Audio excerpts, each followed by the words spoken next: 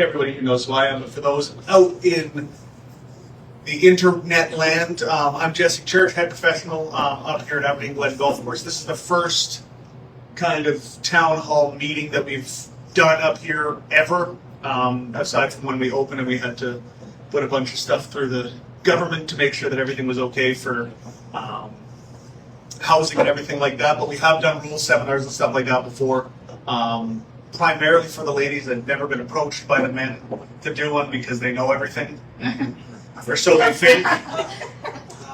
They just cheat more is what I'm getting at. I've seen your scores. You don't cheat them.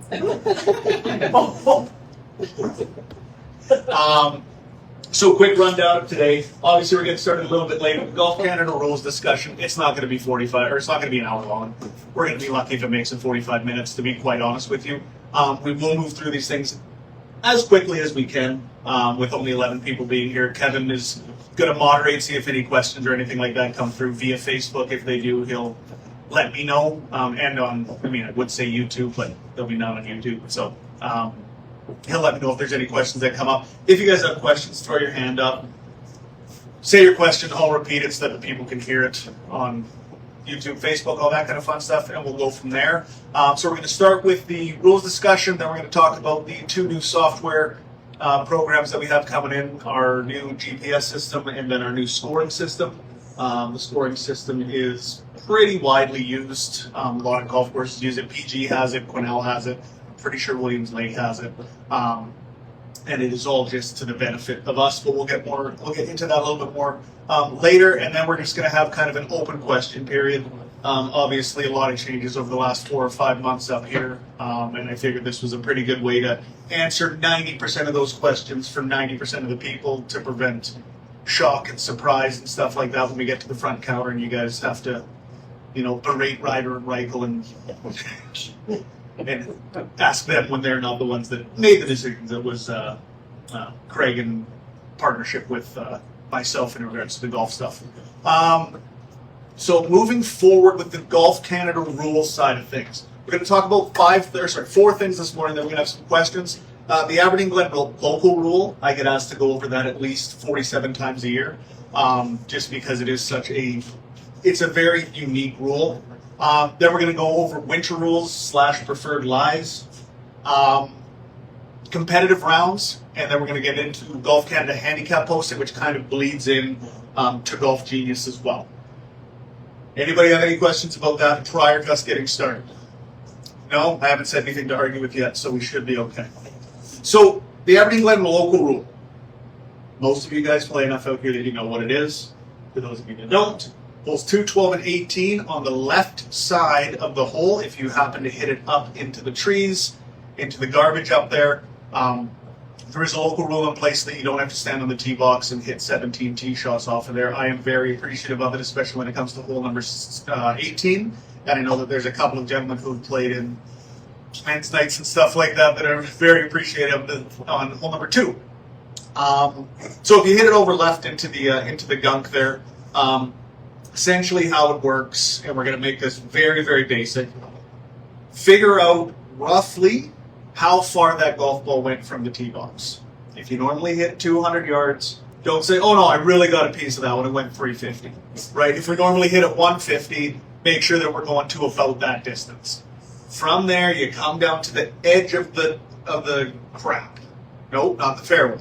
The edge of the crap. So the edge of the trees, whatever it is, you're going to take 2 club lengths from there. Right? Now, you mark it. That is where you get to drop from. Now you get to go 2 club lengths either side of that. My recommendation, go more towards the fairway. Don't go 2 club lengths back towards where you just pulled it out from. Right? So that is going to give you 4 total club lengths. But it's also going to give you 2 strokes in penalties. Okay? So essentially what you're doing, exactly, Jason. Essentially what you're doing is you've hit 3 off the tee and that's where your 3rd shot is landed. You are now hitting your 4th shot. So instead of having to hit another ball off of the tee, you are able to use that rule to your benefit. Now, that rule applies in your day-to-day rounds, in your ladies' league rounds, but it does not apply, men's league rounds, but it does not apply in tournaments.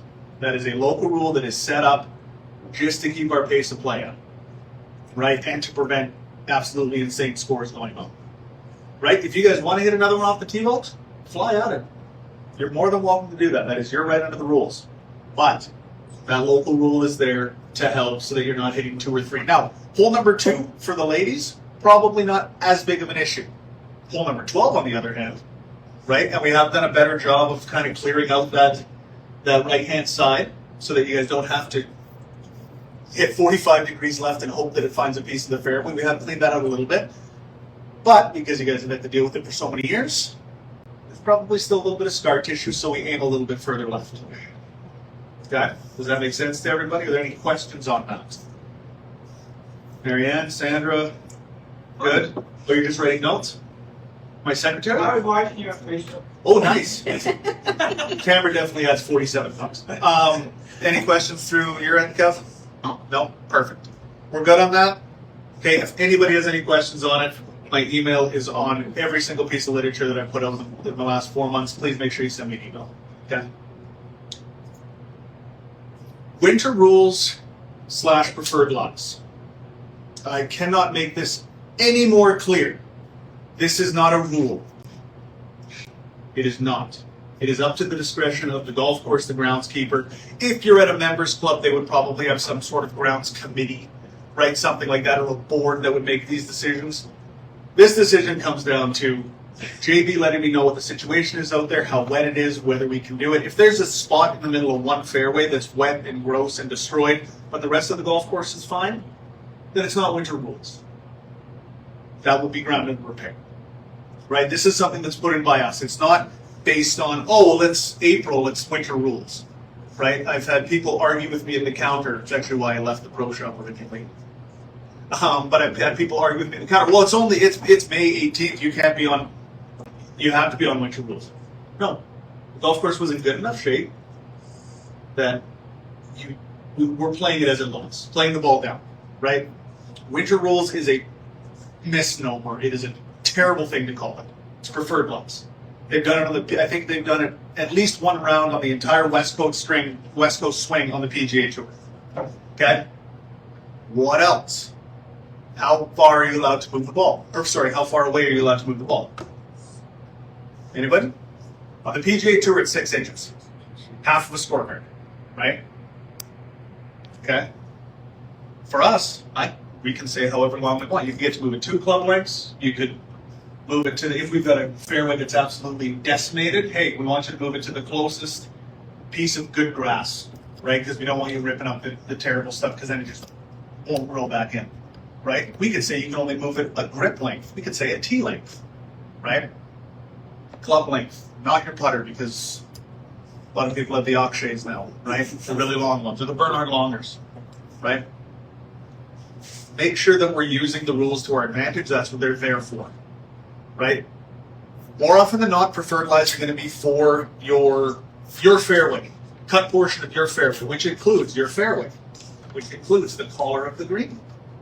So if you hit one onto the collar of the green, you are allowed to move it. That is a cut portion of your hole, right? Yes, the rough gets cut, but it is not a cut portion. That is going to be your fairway, right? If you are on hole number 1 and you hit it onto hole number 10 fairway, you are not on the cut portion of your own fairway. You do not get relief over there. But know this, there are other reliefs in place. If your ball's embedded, you get relief. They actually just changed that rule too, where if your ball is embedded, period, doesn't need to be in your ball mark anymore. Not divots. Divots are separate.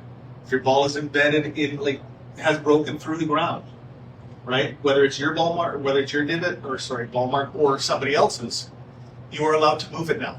Mark it, lift clean. And then I think the rule is a club length, right? The normal rule of thumb, 1 club length if there's no penalty, 2 club lengths if there is a penalty, right?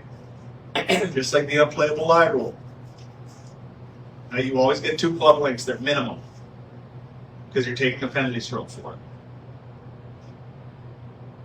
How are we feeling on that? Do we have any questions on preferred lies / winter rules? I would Yes. just like to have the pro shop tell us when we check in. Absolutely And, agree. I mean, like, I think it has to be a big sign. 100%. Quite often, I ignore anything that says hard cap only. Like, tell us when we check in. For sure. Yep, absolutely. I agree with that. And we'll talk about that's something that we're going to be able to do with the new GPS system as well. We will have that access as well. When you pull up to the first tee box, it'll pop up. Remember, we used to have the little cards that were up top that said, 90-degree rule, no card pass on the par threes, and a whole number, I think it's 4 and 16 or whatever it was, right? Little sheet that was up there that kind of said all that. That's all going to pop up on the GPS now, and then it disappears, goes away. We'll get into that a little bit later, but I agree. But you also just stated something that I feel needs to be addressed as well. Doesn't matter how many signs we put out, unless we've got a big flashing neon one behind us, right? There's so many signs out there now, and it's I call it COVID blindness, right? There were so many signs up about, wash your hands, face mask, 6 feet, this, that, the other, go in this way, exit this way, that now everybody sees signs and they just glaze over, right? Make sure that we're checking. Yes? Doesn't it be possible for any of those, and especially for ladies' day, is, I don't remember right above where, we turn our scorecards, there's something, and those ladies get used to looking for information every day, that might be the best.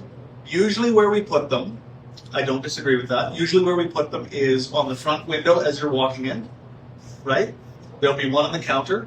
And then I don't know if we put one by the score sheets, but I feel like because the score sheets extend through 2/3 of that window, having it kind of right next to that opening door was something that we did. And usually for the score sheets, what we've heard anyways is that nobody looks there before they go out. It's when they come in.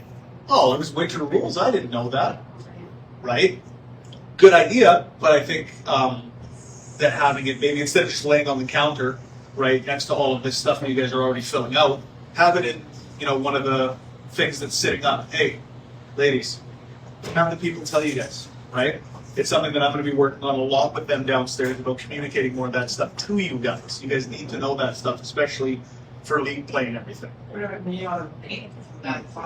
just going to wear those headbands things? I'm just going to wear that with like a 8x12 You're right, if you have it on one of those. in a standee or something like that. Yep. Whatever, it says, winter rules. Yeah. Everyone's gonna see it. For sure. That's all it is, 2 words.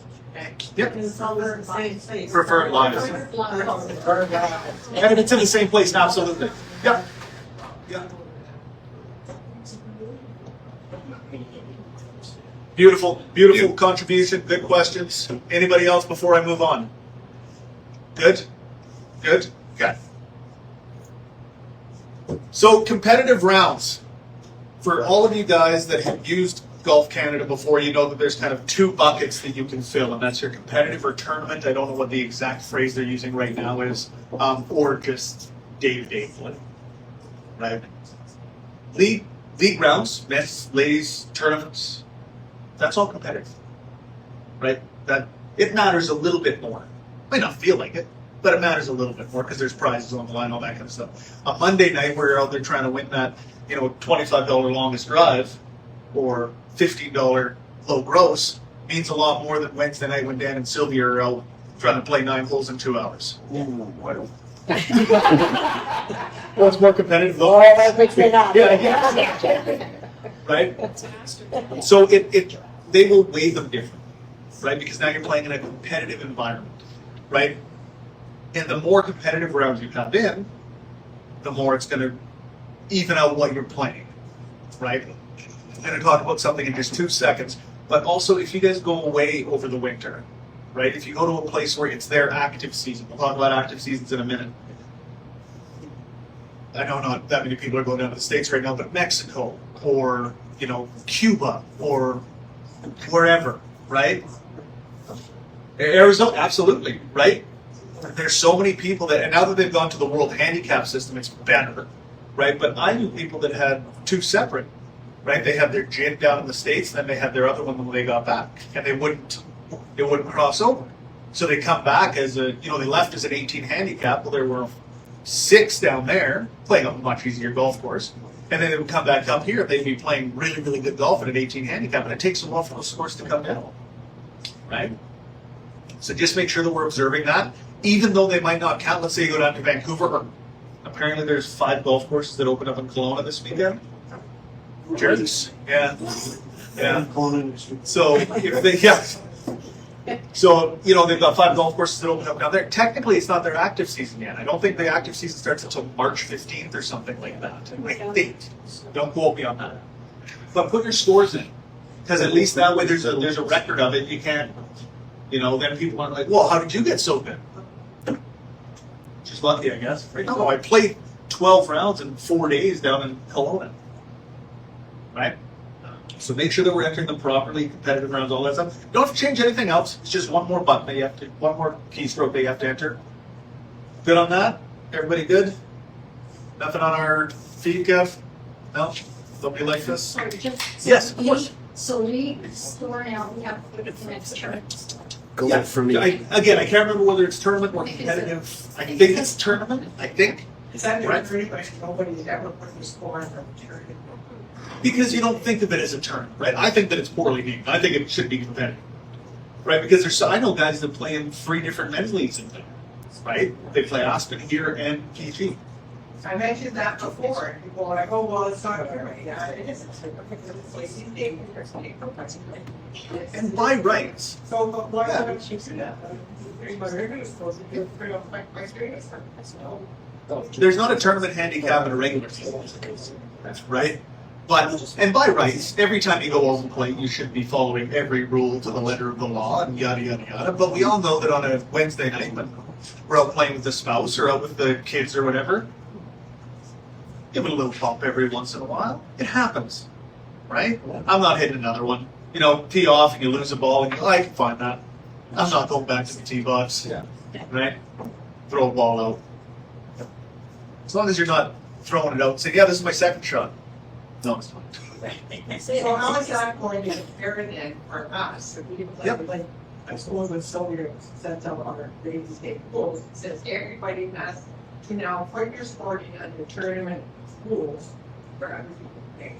And then we go play at TG, and he's like, no, we could just go into the regular school, which is bullshit, right? But still, is it up to them to say, hey, you really should be putting this on the tournament sport?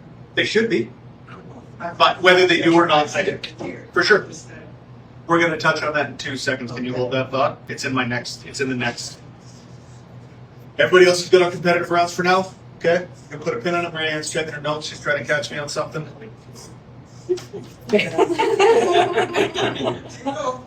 Shut up. Okay. This is what we were talking about a little bit with the out of season stuff. Just make sure that you're posting it because it will keep a track of your rounds. It might not count them, but at least then it's in the system for if anybody has any questions on it. Right? What do you mean? How did you get that? Well, I played 12 rounds down in the Soyuz because they were open when I was there for 2 weeks visiting my kids. Oh, okay. Well, it's not active season. No, but they're there. Right? You can see that I made the effort to put my scores in. Right? Simulator golf doesn't count.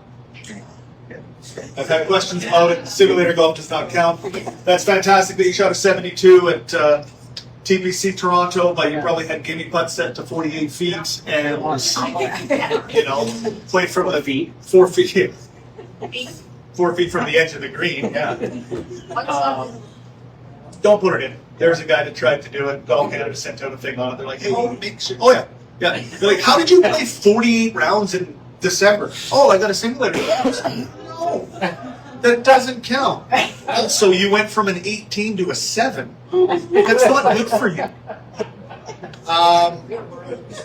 The playing conditions. Yeah, so the playing conditions calculation. Does anybody know what that is? Aside from Marianne.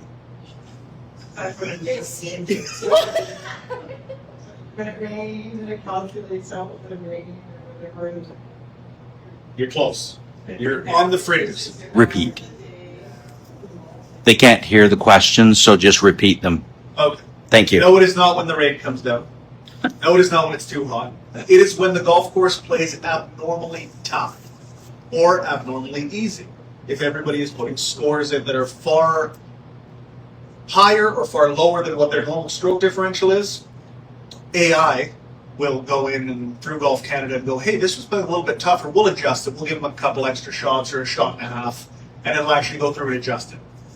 So that's another reason why you should be putting them in as tournament scores / competitive scores as well, because it will weight them differently, right? But yeah, if we go out there and you've got 40-mile-an-hour winds and it's a ladies' night, so you got to make sure you get that round in, right? It will go, hey, listen, you normally shoot 47 and you shot 63 and everybody else was about the same. We're going to weight that a little bit differently for you. So just make sure that you guys are aware of that. You guys don't need to worry about, it's really tough out there. It's going to be, my handicap's going to go up. No, they'll fix it. Pins are still out after the Ironman. Pins are still out after the Ironman. Yeah. Actually, what I'm going to do this year is the Monday after the Ironman, I'm going to move the black tee boxes up to the red and leave the pins the same. And then the ladies can play Monday with Ironman pins. Yeah. Why not? Yeah, exactly. Yeah. So, you asked about scores going through. There was a question about how do we push scores through, if we're the only ones that are saying that it should be competitive rounds, all that kind of fun stuff. With Golf Genius, which we'll get into a little bit more in that segment, but with Golf Genius, we have the ability that we are going to be pushing your guys' ladies' night scores through for you. You guys will no longer be responsible for entering your ladies' night scores or men's night scores. We will be doing that. So as soon as our scoring's done, there's a little button that we press that says Submit to Golf Canada, and it pushes it through. So now you guys don't have to do anything for your ladies' night games, right? What that means is that now we get to push it through, and now you don't have people sitting on scores for 2 weeks. Now you don't have people waiting to put their scores in. It's no. You played today, your score goes up. Okay, we got cheat. Sort of. Yes. You've got 2 weeks to enter your score, but we're going to put it through for you because it's an extra keystroke for us, and then we don't have to chase people down and worry about that. The other thing with Golf Genius, as we'll get into a little bit when we get there, is scoring is going to be done a lot more efficiently, and it's going to be done a lot quicker, and you're going to be able to check everything that you could possibly want to check. I don't have my phone because we're on Facebook Live. From your phone, from your tablet, from your computer, from anywhere in the world. You didn't play ladies' night because you were in, New Brunswick visiting family. You can go on and check the FedEx Cup. You can go on and check any of that stuff. Okay, again, we'll get into that a little bit later. Before we move on from the rules portion, any questions? Is she asleep or reading? Yeah, that's it. No. You might be able to roll your books. Do you have a question, Marianne? Morning play, afternoon. Not yet? Okay. I heard a lot of page flipping. Yes. Circling back, so take that 2-0 penalty, Yep. we can make our extra club length, even if we're in the rough, we can go on to the fairway. It is 2 club lengths. It's not like, so that's a great question. When we take our 2 club lengths, Dan, is the middle of my sentence interrupting the start of yours? It's explaining something, so. When we take the local rule, right? The local rule. When we take those 2 club lengths, if it moves you into the fairway, that is 100% fine. That is within 2 club lengths. You see it on tour every week. Well, I'm in the rough right next to the sprinkler head. I'm going to take 2 club lengths and be in the fringe so that I can putt it. Right? Buddy Scheffler got that. Does it 4 times a week. Yeah. Right? Use the rules to your advantage. Don't cheat, but use the rules to your advantage. The rules aren't there to penalize you. They're there to help you. Right? It's not like the scrambles and stuff like that where we say, no, you get a club length, but it's got to stay in the... If you choose the rough, it's got to stay in the rough. Right? Sorry, there's the breaks. Now you get to place it. Right? You don't have to drop it from knee height or anything like that. With the local rule, you get to drop it. Right? Good question, though. It's fantastic. Anybody else before we go? Yeah, our what we were talking about here was in the morning. So say you golf in the morning and the conditions were horrible. Yep. And then the ladies come out in the afternoon and there's a suddenly bright sun, lovely. They're going to adjust the scores of the women in the morning. Is that what you're saying? We will not. No, but the It's got nothing to do with us, but Golf Canada may. Yeah, absolutely. If up until noon, everybody's score comes in 10 strokes higher than what it normally is, ugh, we should probably have a look at that, right? I'm 90% sure that's how it works. I don't think it takes it over the course of the day. Well, no, all these guys play fine. They just want to suck in the morning. Yeah. Right? No, I'm quite positive that it goes kind of Single cyclical. better for your handicap, not for your ladies. Right. So everybody else is good?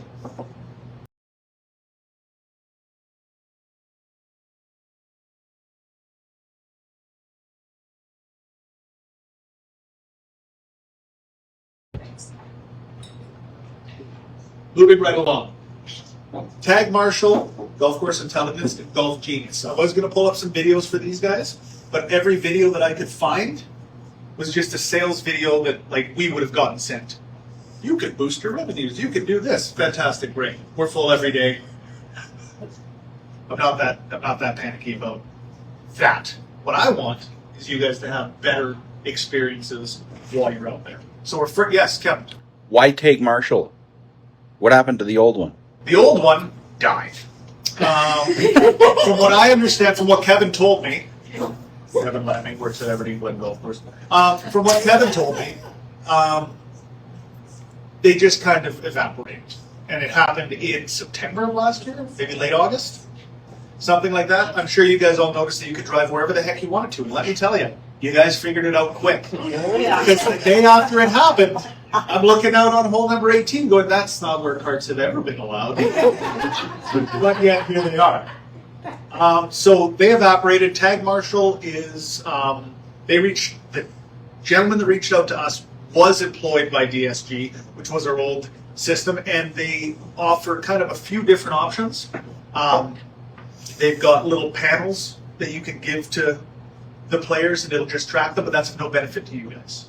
Right? There's nothing that's, I think they call it Yardage. a pack or something like that. The yardage, that's it. Yeah. But it doesn't, you guys can't see where the hole is, you guys can't see any of it, right? We opted to go with the 10-inch screens, right? So as we can see through there, right, we are going to be able to see how far it is to the landing area, how far it is to the flagstick. We can move that dot, this dot. It's like your golf simulator. Weird. You can move that dot around to see, hey, how far is it to here? Hey, can I get to here? Right? So if we're trying to, like, let's say on hole number 18, right? We're in the middle of the fairway, and we go, I don't know if I can get to the green. How far is it to short of the creek? How far is it to get over the creek? Right? Right now we just kind of guess, and we go, okay, well, it's 150 yards. I think 130 should be okay. Then you hit a perfect 130-yard shot, and it lands right in the middle of the water. Right? Been there. So it'll give us some flexibility on that. If we look down at the bottom of that screen, you'll also see that it has a, instead of just basing you guys when you're out of position, it's going to show you guys when you teed off, how long you've been on the golf course for, and what your pace is. Right? Which is huge, because now we can see all of that as well. It's not just us being like, no, trust me, you're this far behind. Right? Unfortunately, because it is based off of time, right? It doesn't, as far as I know, it doesn't register that you're right on top of the group ahead of you. It will just, does it? It does. But does it reflect that in the time? Yes. Perfect. So before, if the group ahead of you was 12 minutes behind and you were right on the group in front of you, you were 12 minutes behind. Right? We can see where the problem is to fix it. Perfect. Are we Yes. going to go for granted? Are we going to put all our names into that? Will we be able to put like all our players into that as we go out? Hold, please. Getting ahead of It's like 2 slides away. The question was that we will discuss is, are we able to put our players' names in? Yes, Mary. There's an infamous group of 4 players. Yep. They hold for 6 feet tall. Yep. And when it's been mentioned in the clubhouse in the last couple of years, they're playing on their pace. Well, has the pace and everything in consideration of pace because it is deadly. Why? Sorry, the question was, have we ever considered changing our pace? Absolutely. We want you to play in under 4.5 hours, but our pace is 4.5 hours. So that's never considered. I'll be back to 4 hours, 4 hours and 10 minutes. My position on that is that we are getting into the pendulum has kind of swung back, right? So it used to be, we're out here for this long, we weren't that busy, all of this kind of fun stuff, and now it's kind of swinging back the other way, where we've got a lot of people out there who want to play in 3 hours. And to me, that's not fair. I'm a very slow player. I disagree. I'll help you. No, I understand what you're saying. You're not a slow player. What's your phrase? If you're gonna suck fast. Yes. Right? That's what it comes to. Right? Like, I don't care whether you take 150 shots or whether you take 65 shots. Right? 100%, and that is where we see 90% of the breakdown. Right? Yeah, absolutely. Don't disagree. Right?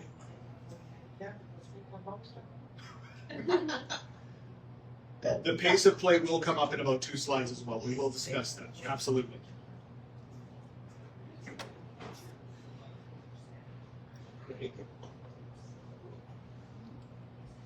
You're about an hour late. 2 hours late now. So all I want to know is what the give me range is this year. Whatever. No such thing. Got it set out on your simulators. 6 foot from the edge of the green. Okay. Second page on this track map. So this is going to give us a complete record of every individual round played per player. So if Marianne is consistently playing in 3 hours and 45 minutes, but Gail is playing in 4:15, I will be able to see the differentiation on that. It's not just, they were out at the same time, they finished at the same time. Right? That's where it's going to head. Right? This integrates directly with our point of sale system. So when you check in, it will be attached to your name, to your cart, to all of that fun stuff. That also means that when I go out to talk to somebody, or when Marshall goes out to talk to somebody, listen, it's you. I promise it's you. I'm not lying. You can see the data. It's you. Okay, there's no more, well, the group ahead of you is 14 holes ahead. It's you. Okay, it also saves all of it. Question? Are walkers expected to maintain the 4.5-hour pace with having to walk the hill now? Absolutely. Absolutely. Our walkers are expected to maintain the pace. 100% they are. Absolutely. Correct. But I will be able to see where they are. Because I'll be able to see the Pardon? If we get the system, absolutely. We have not. Yes. Just the sitting walkers. Agreed. 100%. There's slow walkers out there. There's slow everybody out there. I disagree. I have, but I have seen walkers keep a good pace, but I've seen some that. There's people that are terribly slow in carts. There's people that are terribly slow walking. There's people that do both. Right? There's people that are super fast walking, people super slow in carts. Right? And they're the same humans. It doesn't matter if you're in a cart or if you're walking. If you're having a bad game, you're having a bad game, you're going to slow down. But if you're walking and having a bad game, you're going to be even slower than a cart, unless it's cart path only. Because now, okay, you're walking 150 yards that way, then you're walking 300 yards that way, then you know what I mean? I will. If you're having a bad game, if you're walking, it's going to be slower than a bad game when you're Yep, and I will amend that a little bit. A little bit is that if you are informed and know how to move up the golf course, I don't care if you're walking and you shoot, like we said, if you shoot 150, I don't guys that shoot over 100 that playing 3.5 hours walking every morning. Yeah. Right? Oh, yeah. Some of those kids. And you're fine, right? Because they're moving effectively between holes, right? And we're not trying to throw everybody under the bus here. Fine. The expectation will still be that everybody's going to be 4.5 or less. Okay? Good? Which is perfect because there's quite a few times I play with guys from work that don't golf all that often. Yep. And it can be painfully slow with those. Still within the 4.5 hours because you move along. And I know getting behind people like that, it feels really slow, For sure. but you are on pace. And that's the educated And versus the uneducated. if you push people more than that, you won't have new people coming out to golf. No, because they'll that's get mad. I mean, we can have a discussion on pace as well, right? Like pace is 4.5 hours is the max, or what it should be for your regular day-to-day round. But if you're out there behind a group that's playing in 4:15, right, and you're the one that's holding up the golf course at 4.5, hey guys, is there any way that we can catch the group ahead of you, right? As Kevin kind of alluded to, we do have with this system now on our end, we've got pace disruptors as well. So we are able to set parameters for what out of position or behind pace means. So if it's through hole number 4, if you're not at X, you're behind pace. Hole number 8, if you're not at X, you're behind pace. But also, if on hole number 6, they set the pin on the very top of the hill and everybody's taking 48 putts, right? Hey, we can send a message out just so everybody knows we're going to go 2-putt max on hole number 6, 3-putt max, whatever it is, right? Just to keep pace moving, and we can see where that backup is happening, right? And it'll show us on the system.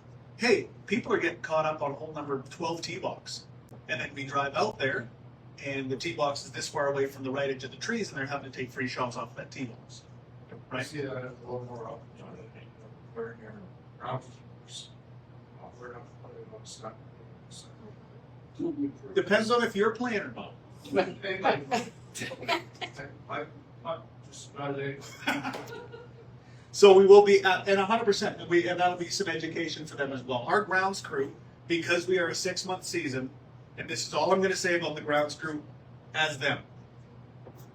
Not a lot of golfers on the grounds crew. Our head superintendent started golfing a lot more last year, and from, I would say, July on, things started to get better, right? I was working very, very close with him on, hey, this is what we got to do. There were times where I was out playing Sunday mornings. He's out ahead of me. Hey, I know you're out behind me. I saw that it was wet here. I've turned off the sprinklers. I saw it was dry here. I hit it with a little bit of water while I was out. That's why it's wet there. Okay, cool. Yes? If a group ahead is playing slow and holding people up, can we ask to play through, or will someone be coming out to move them along? If they won't let us play through, are we still slow or what? Can I answer that one? No. If a group ahead of you is playing slow, the only time that they should let you guys go through is if there is a position to do so. Because what winds up happening, and I've had this conversation with lots of people over the course of years, Group A is playing slow. Group B is here. Group C is right behind Group B because this group is playing slow.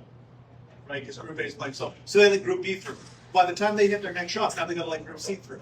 Right? And it actually causes more of a backup because now they get stuck on hole number 4 for 45 minutes. Right? That is our responsibility. We should be monitoring, going out, hey, you guys are behind. You guys need to move. We need you to pick it up. And it's not a, listen, move or leave type situation. It's a move, and then we will reassess. Because there's a lot of people that you go, hey man, keep up to the group ahead of you. Oh, okay. And then you never have an issue again. The key point there is that you need to let the people behind them know. And that is something that we historically haven't done a great job of. So if I tell Dan, hey, your group's out of position, right? I need you guys to pick it up. I've then got to go back to the group behind Dan and tell Ron, hey, I've told these guys to move, make sure you keep up to them.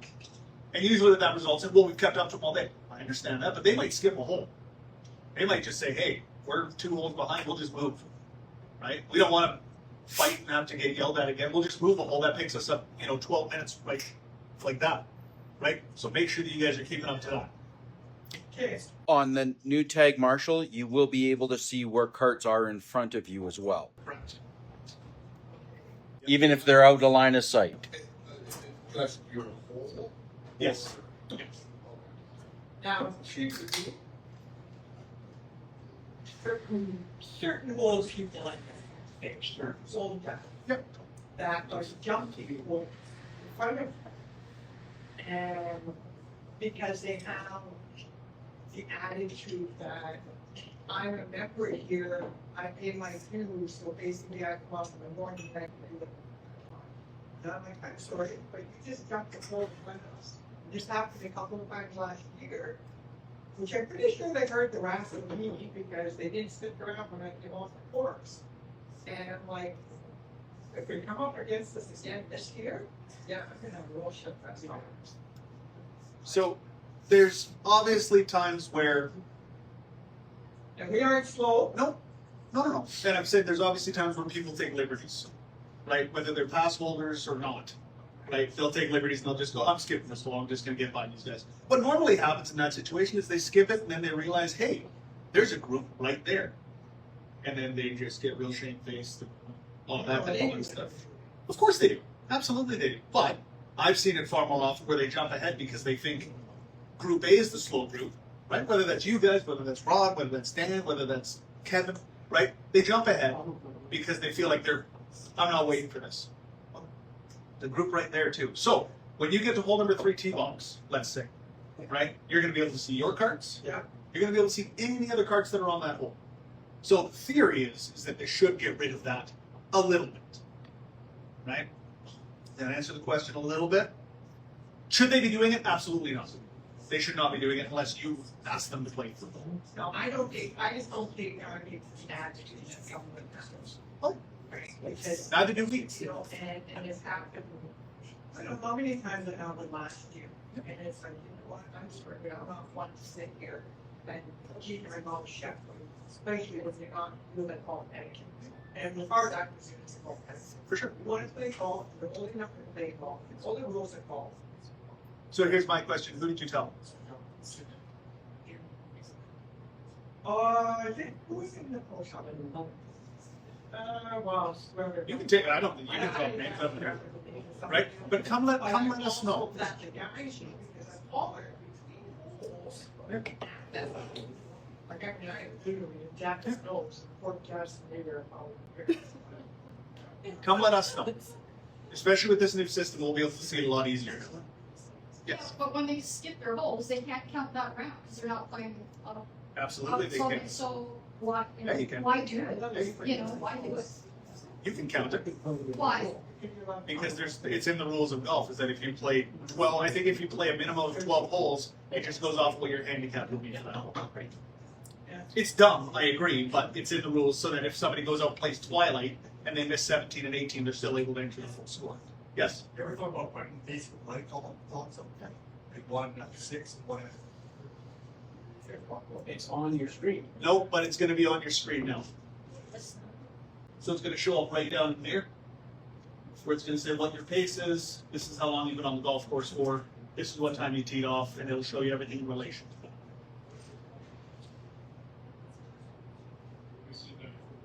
Nope. Nope. Just more of like, yeah, your face will open from the 6 o'clock. Don't worry if you walk. Just more awareness that What's going on into too slow. Something we've never thought of, but we can have a look at it. I'm not guaranteeing anything, right? I mean, I might throw one of the Rolex ones from like Pebble Beach, throw it in Rod's backyard. He's in. Yeah. So what about Joe Single, In regards to letting him play through? if there's room for him. Right? That's the whole.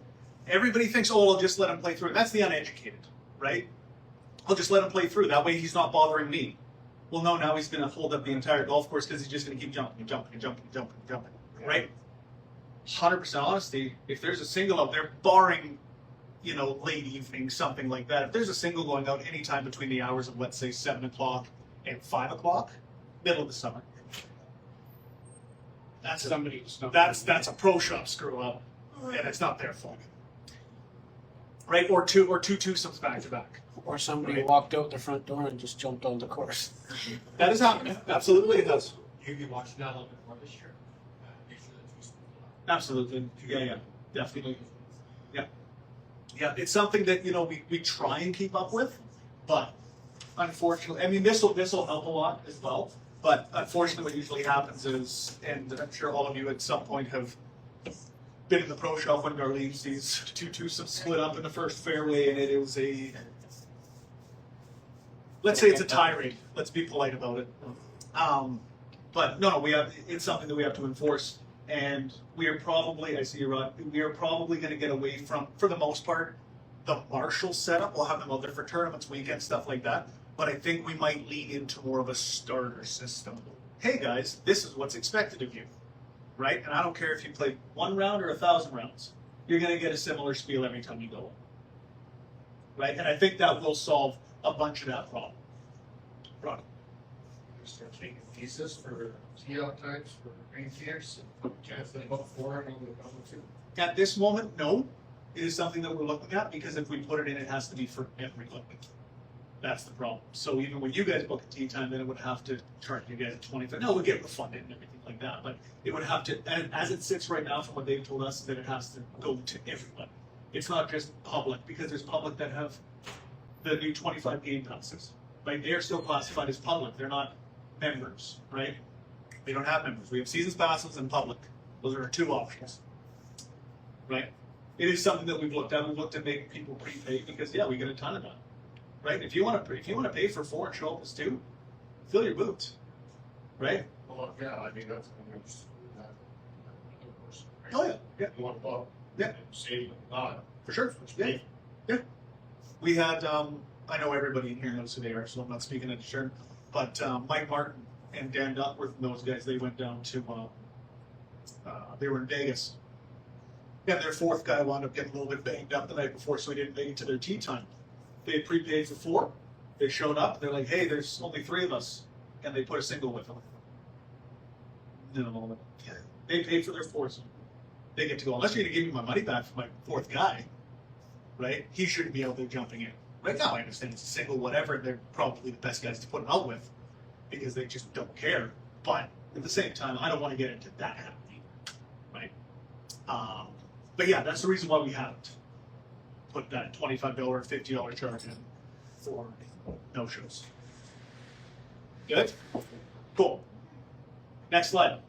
Player profiles. So every time that Chris goes out and plays golf, I'll be able to see how long he was. I'll be able to see where on the course he got held up. Par 3 for Chris's nemesis. Right? I'll be able to see all of that stuff. Right? It will also let me find it out there and see Rod is behind again. Rod, listen, I need you to pick it up. Jason, I need you to pick it up. Right? It's going to give me a data bank that I'm able to use for more enforcement. Right? There's a few groups on men's night that have since picked up the pace. Coaches. I'm going to start her. But there's a couple of groups on men's night that historically were extremely slow. And it was always just, hey, you guys are behind. Well, no, we're not. We're this. No, you're behind. You can't expect us to. Yes, I can. You're behind. Right? Well, you can't tell us we're behind because you're just going off of, this. Yeah, you're right. We can't really, you can just assume that you were behind. We don't know what time you left the tee box at. Now I do. Now I know when you got to hole number 3 tee box. I can look at all of that. It'll show me shot by shot, essentially. So we will be able to enforce that a lot better with individuals. Okay? Into the pace of play stuff. We are able to now set pace of play goals based on day or week. So on a Saturday, maybe our pace of play goal is 425. On a Thursday, maybe it's 430. On a Monday, maybe it's 415. Right? On a Tuesday, maybe it's 4. Right? We are able to do that weekly, and it will adjust your little green line at the bottom of your screen accordingly. Yeah. Yeah. And this system is fantastic because it will always give you a heads up like, hey, you guys are falling behind a little bit. It's not just, hey, you're behind, which is what the old system is. Right now, you're 12 minutes behind, you guys got to pick up. Right? It's going to give us a lot more options. Okay? Yes? So if you're not the cause of being behind, you're not going to go red on this. Correct. Okay. Well, if you're behind your, I've done this other courses, if you're behind your group, it will say that you are 3 minutes behind pace, but you're still competing. Okay. You're going to see the play. Yeah, because you're in relation to the card ahead, whereas the old system was just, you're behind, you're behind. Yeah. Time will still be. Correct. Yeah. So it'll show you 3 minutes behind, but it'll also go, well, the card ahead of you is 10 minutes behind. Yeah, exactly. Right? So they're actually 7 minutes ahead of the group ahead of you. Right. This will also let us, kind of adjust and feel out, hey, we want to, and that's going to be part of the starter's job, right? It's a Wednesday. The pace of play today is X. Yes. So this would be a starter all day out there? Potentially. It is we're looking at going that route rather than the Marshal, because the Marshal, pardon? That's true. Yes. So if we could enforce it at the beginning, no, that's not saying that you're not going to hear from somebody out there, but be a lot more. Now it's at the start. You're setting the. This is what the program is, right? This is what the program is. This is where we want you guys to be at. It's not, hey, you're 15 minutes behind on hole 4. Oh, okay. Right. It's the word that I'm looking for. It's preventative rather than punitive. Yes. The whole goal behind this is to make everyone's round more enjoyable. Yeah. It's not a stick to beat the slow people with. It's a carrot so that we all enjoy our salads. Yeah.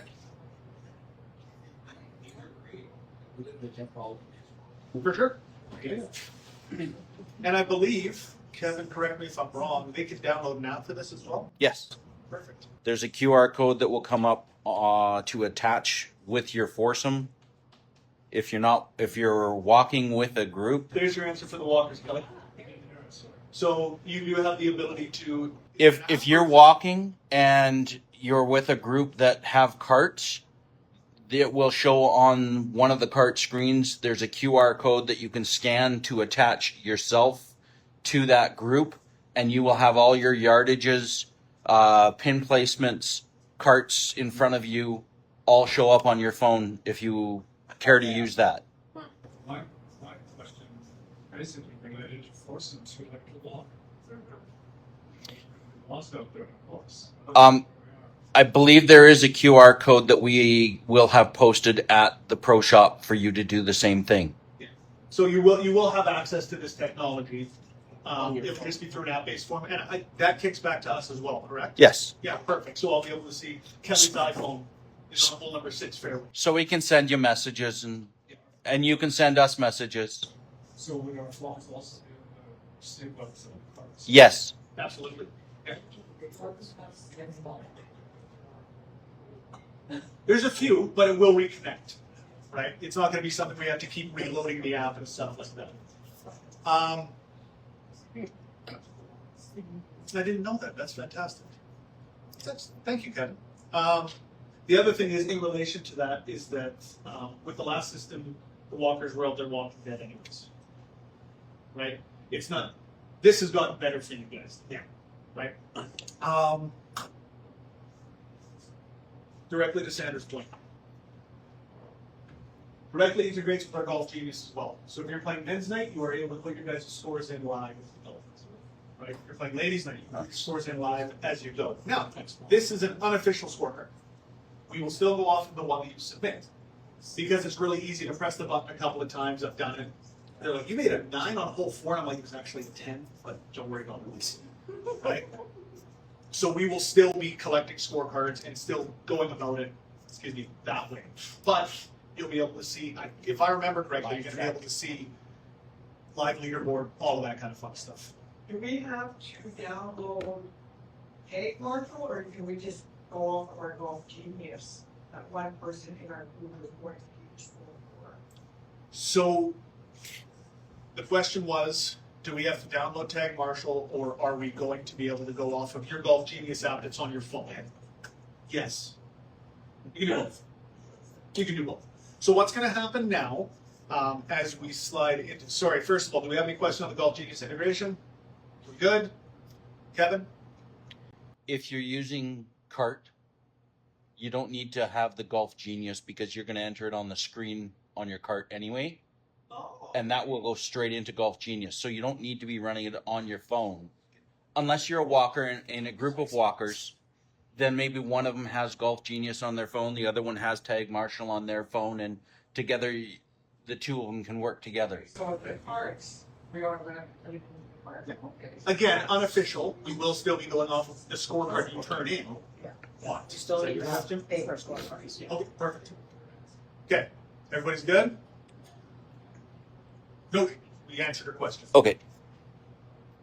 Moving into Golf Genius. Who here has used Golf Genius before? Cool.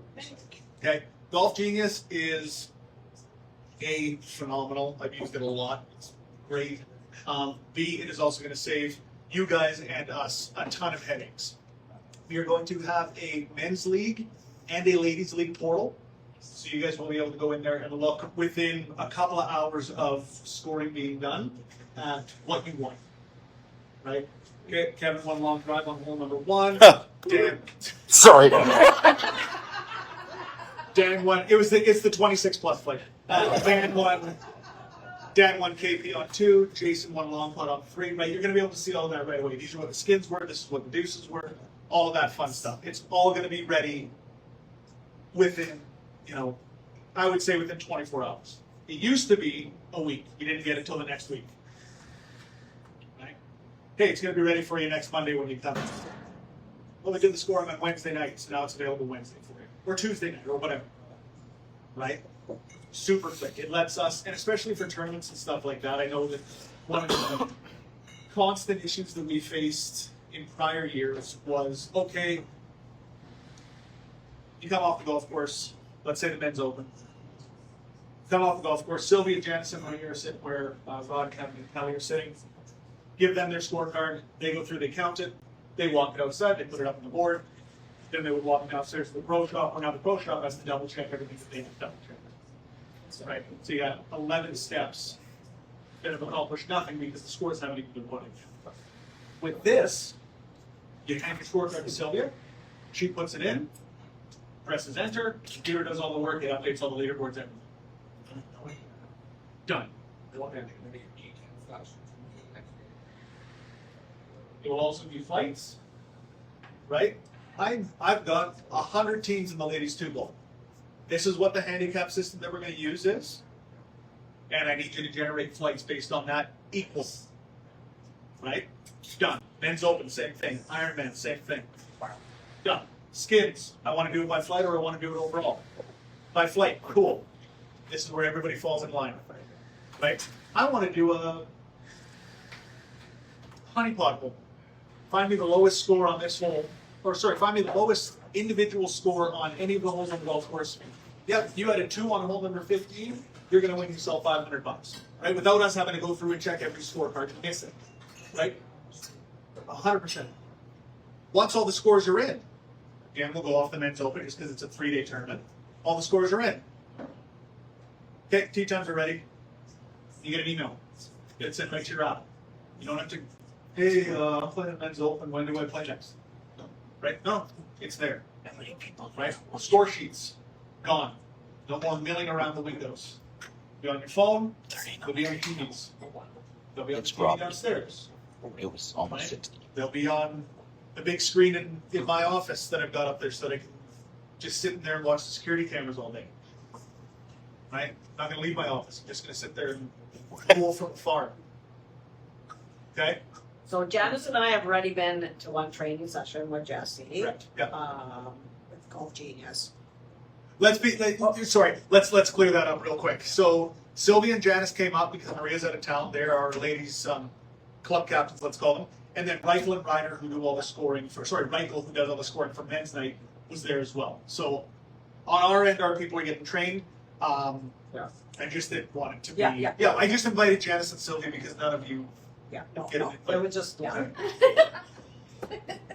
The initial work is going to be hard, but the end result is just going to be amazing. Just so I know that is a little bit afraid of it. It will be amazing once we get everything set up. There's going to be a little bit of legwork. Yeah. I've already set up the ladies' league. I think we're going to see. There's a couple more kind of onboarding things that we need to go through with their guys. But essentially, what's going to happen is probably middle of April. You guys are all going to get an email. Everybody in the club is going to get an email. You will have to register through there. And what it's going to ask for, it's going to ask for your name, your email address, your cell phone number, and it's going to ask you for your Golf Canada ID. So even if you're not a pass holder here, right? You're like yours is through PGS, right? There's people who are through Aspen. There's people that have bought it themselves, right? If you put your number on there, now you're part of our master roster, right? And before you guys got here, we were talking about the handicap stuff. Now you guys are no longer responsible for entering A, any of your tournament scores, now that we've discussed tournaments, B, any of your men's night scores. We do all of them. As soon as we finish scoring, it pushes it through Golf Canada 4. So it'll go in automatically. There's no more waiting, there's no more anything. So you get an email that says that, you guys are registered. I think we had, what do we have already, 67 ladies that have already been pulled into our ladies master roster, because that's how many of, that's how many ladies there are. Now whether they all play ladies, I have no idea. Right, but that's how many female designated players there are in our roster. Okay? Okay. This out, so when you pull up like 6 inches, they give you warranty or that's what I need. That I am not sure on. I do not know the answer to that question. That's a good question. What was it? If you pull up to, I'm not repeating it, it's Kevin's question. If you pull up to hole number 6, is this going to tell you that it's a KP? What flight is it for? All that kind of fun stuff. It's an awesome question. I don't know. Okay, I'll look into it and you'll find out first men's night. But no, that's an awesome question, and maybe that's something that we can build in on our end because this was a pet peeve of mine, and it was a pet peeve of Mike's as well. All the signage on a golf course. The more sign, I'm not talking about whole signs. I'm not talking about keep your cards here. I'm talking about the sign that says this hole sponsored by, right, or on the scorecards or wherever, right.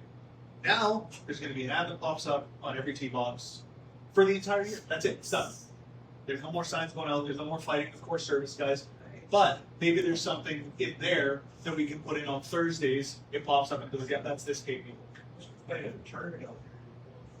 For sure. Yeah. Yeah, absolutely. Yeah. Oh, I like that. That's an excellent point. Kevin, write that down. No? Pardon? I'm assuming that you can through some way or the other. And then, what's my point? Where were we? Golf Genius, punching scores through. Yeah, so you guys will all register. We'll get your Golf Canada handicap number. We punch through all your scores for men's night, ladies night tournaments, with the exception, obviously, of anything scramble related. We did talk earlier, golf simulator rounds are not permittable through Golf Canada. So all those ones that you've been injured from playing all winter, they're not going to get. So. Probably good that they don't help. Yeah. Does anybody have any overarching questions on Golf Genius? No? Is there anything you want to add still? No, From our stuff? Okay. Yeah. Anybody that's used it that wants to add anything? One more thing that I'm super excited to use with it is I can, when talking with Justin, who's their kind of onboarding guy, is men's night is men's night. It's ladies' night is ladies' night. We're not going to switch up formats. It's not all of a sudden going to go, okay, we're playing two-person, wrong-handed, this, that, and the other, right? It's always going to stay structurally the same. But you're able to do, like, blind draws, right? Okay, well, Jody's playing against Sylvia this week, right? And you have a match of the week or whatever, and it just automatically generates. Now you can look at those two separately. I don't have to go through and do this. It will also do countbacks based on what, there's like 19 different ways that you can do a countback. So it's not just, oh yeah, that's the way we do it, right? Now, the way that we do it is the correct way to do it, but you'll be able to go in there and look at it and go, why did I lose the countback? And it'll break it down for you. Well, you took a 6 on the last hole and they took a 4, so sorry, right? Good? It's going to open things up a lot for us to try stuff. Okay? And I'm excited to try stuff. I think that we've been stagnant over the last few years in regards to what we do with men's and ladies' nights and that kind of stuff. Yeah. Yes. So can one person keep score for the whole group on your Golf Genius? Absolutely. So what's going to happen is that what we'll have to do, and this is where it gets to be a little bit legworky for you guys. And by legworky, I mean you're going to have to click a button. You guys will have to register for men's night before the night before coffee. or ladies' night, right? So you guys will have to go in and register and say, "Yep, no, I'm playing. I'm at this time," and then we import that onto our TG, or sorry, from the TG into Golf Genius, and then what you're going to get is a text message in the morning. Hey, Kevin, this is your 5-digit code. Enter it, and then what's going to happen? I don't have a screenshot of it. I wish I did, but it'll pop up and it'll say, "Is this your time?" And it'll say, "Kevin, Rod, Stu, Leroy." Oh, perfect. Yep, those are ours. And now you guys can keep track of them. Right? So there's one person that can handle that. Now, exactly. Yeah. For tournaments, we're not going to go that route. Tournaments is going to be, no, I don't want, because I don't think it's fair to be like, "Hey, Jason, you're keeping score for your group today." So Jason goes out there, shoots 130, and I see him wire his phone into the pond on 9, and I'm like, "No, Jason, your scores." Right? It's not fair to put that on a player that's in the middle of a tournament. Men's and ladies' night, you're doing it 20 times. You guys can handle it. Right? But over the course of a tournament, ladies 2-ball even. No. Bring your scorecards in after, and we'll go about it that way. But you're saying on Ladies' Day anyway, we won't have to use golf teams, it'll be right on the, it'll be right on the park. Correct. Yeah. Yeah, that'll be your unofficial. Yeah, absolutely. Oh, wow.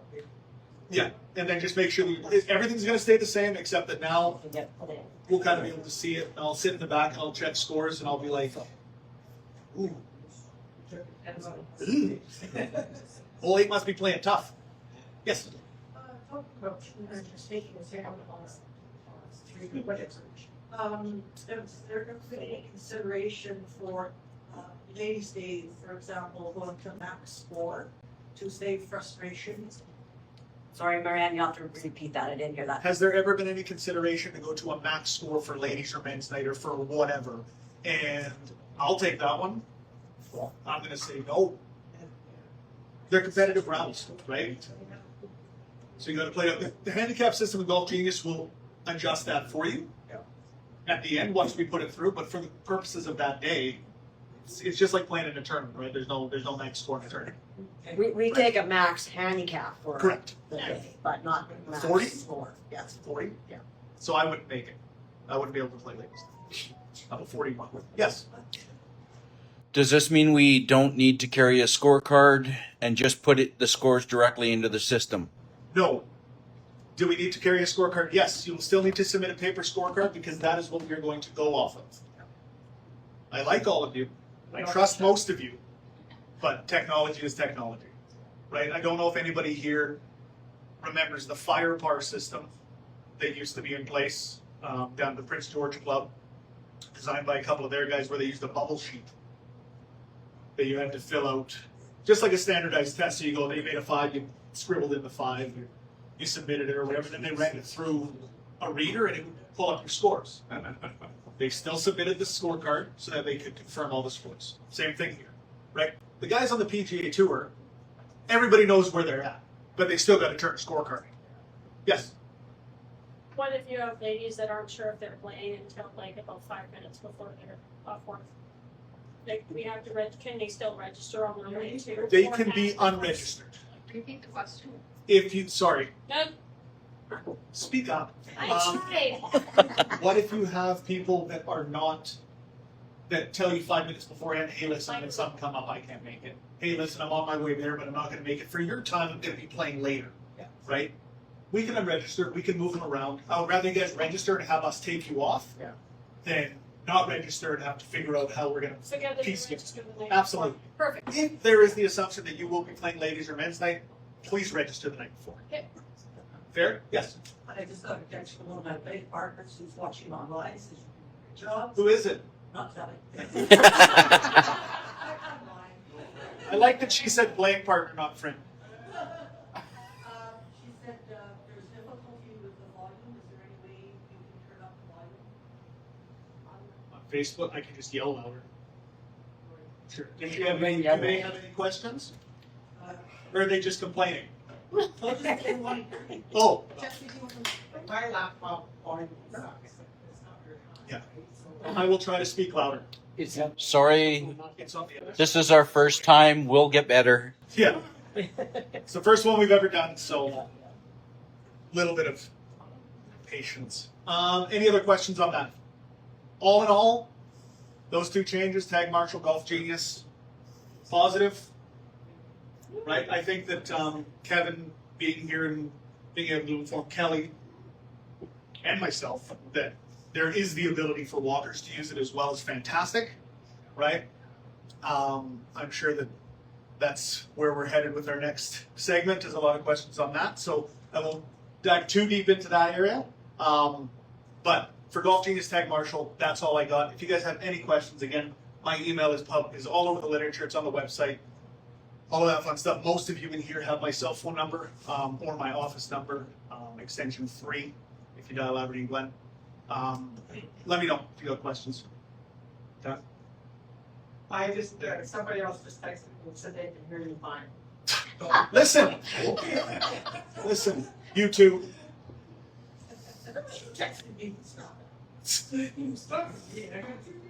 Okay, so real quick recap for those of you that aren't on Facebook, aren't on social media, haven't checked the website.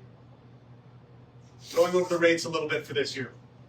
Okay, everything stayed pretty much the same. Seasons passes went up a little bit. The big one that I got the most pushback on was that one right there, because we dropped 6 years off of it. Most golf courses in BC are 25 years, so we're still 4 years over that. I understand that we were 35 last year. To balance that out a little bit, let's say, student passes now have no age limit. If you were going for your master's degree and you're 36 years old, you're more than welcome to come out as long as you can prove that you've got a full course load, right? We added in,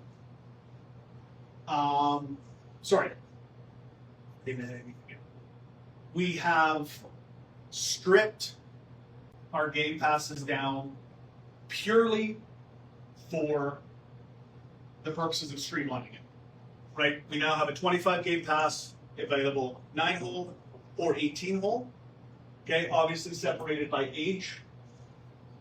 For students, intermediates, and juniors, there's nothing available for that. It is either adults or you get into the season pass just because the prices are roughly the same, right? They are included with cart as well if you want to go that route. The reason why we did this was that 25 games works out to roughly 1 game per week.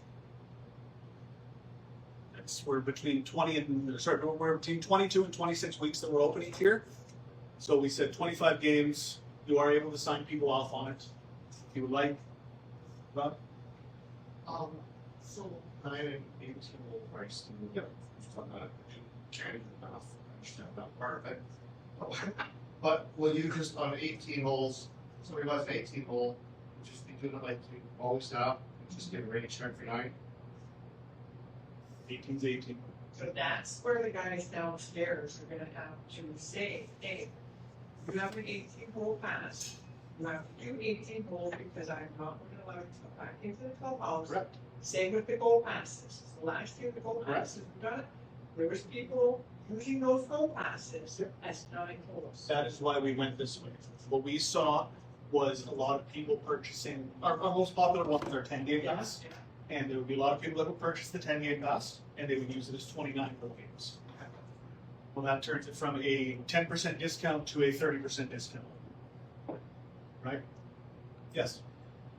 Question online. Do the 18-hole packs not have the ability to split the round if some rounds we can only do 9, but other times 18?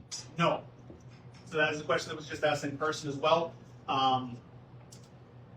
You are not able to. It is an 18-hole pass. That is what it is. That is what it is there for. Yes. What if it was a thunderstorm? Then it would be a rain check. Yeah. Then it would be weather dependent, right? But you can't come out at 7 o'clock and go, hey, no, I want my money back, or I want half a game back. It's an 18-hole pass. If you think you're primarily going to play 9s, buy the 9-hole one. You can use 2 9s for an 18, but it's more money, right? Yes. So you got a cart pass or cart pass for some months. Just want to get a cart pass or just let it in and say, what if you're living with the golf course and you get it for 4 days a week, you get half price in? Is there a special price for that?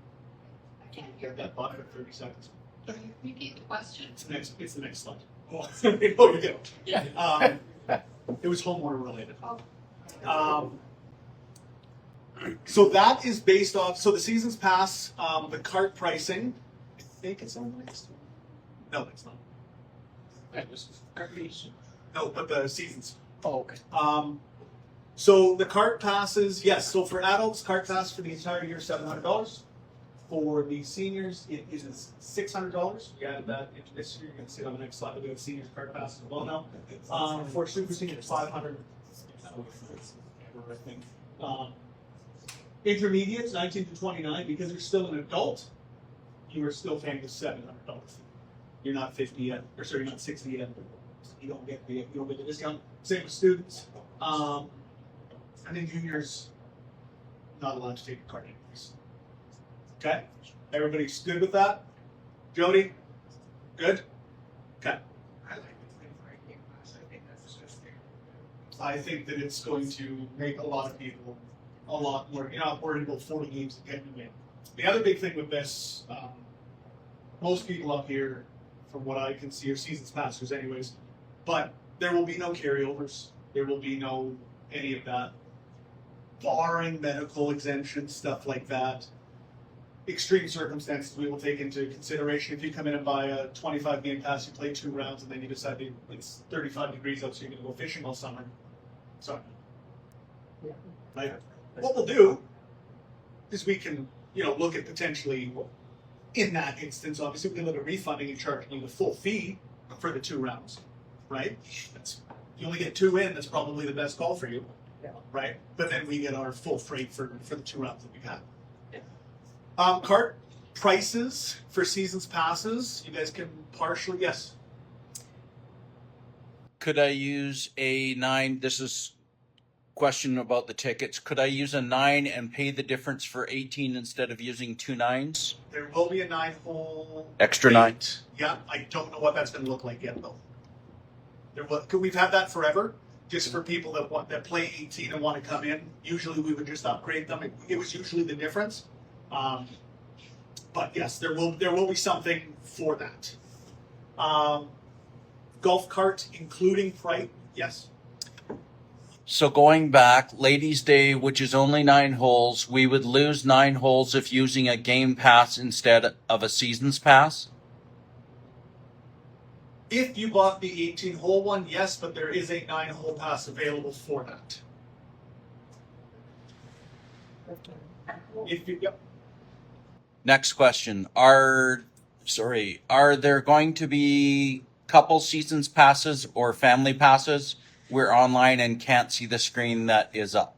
Couple seasons passes, instead of just having one blanket number, couple seasons passes are going to be handed on an individual basis. What that means is that Jason and Jody come in. Jason plays 600 times a year, Jody plays 4. I'm not going to charge him for 2 couple seasons passes. Hey Jason, just get off your wallet and pay for your wife for 4 times, right? If you're only going to play 10 games, if you just play ladies' nights, right? If this pass and a season's pass is a better deal, we'll go about it that way, right? It's not designed to alienate people. It's designed, again, for us to find you guys the best value that we can, right? For the homeowners, we are going to get into that a little bit. Anything else on your end, Kev? We're good. Cool. So the golf cart pricing, 4 seasons passes. You guys can thank 2 people for the adjustment in those pricing. One of them sitting in the room. I'm not going to give him the credit he deserves. And the other one drives a big gray dually and has a mullet. Okay?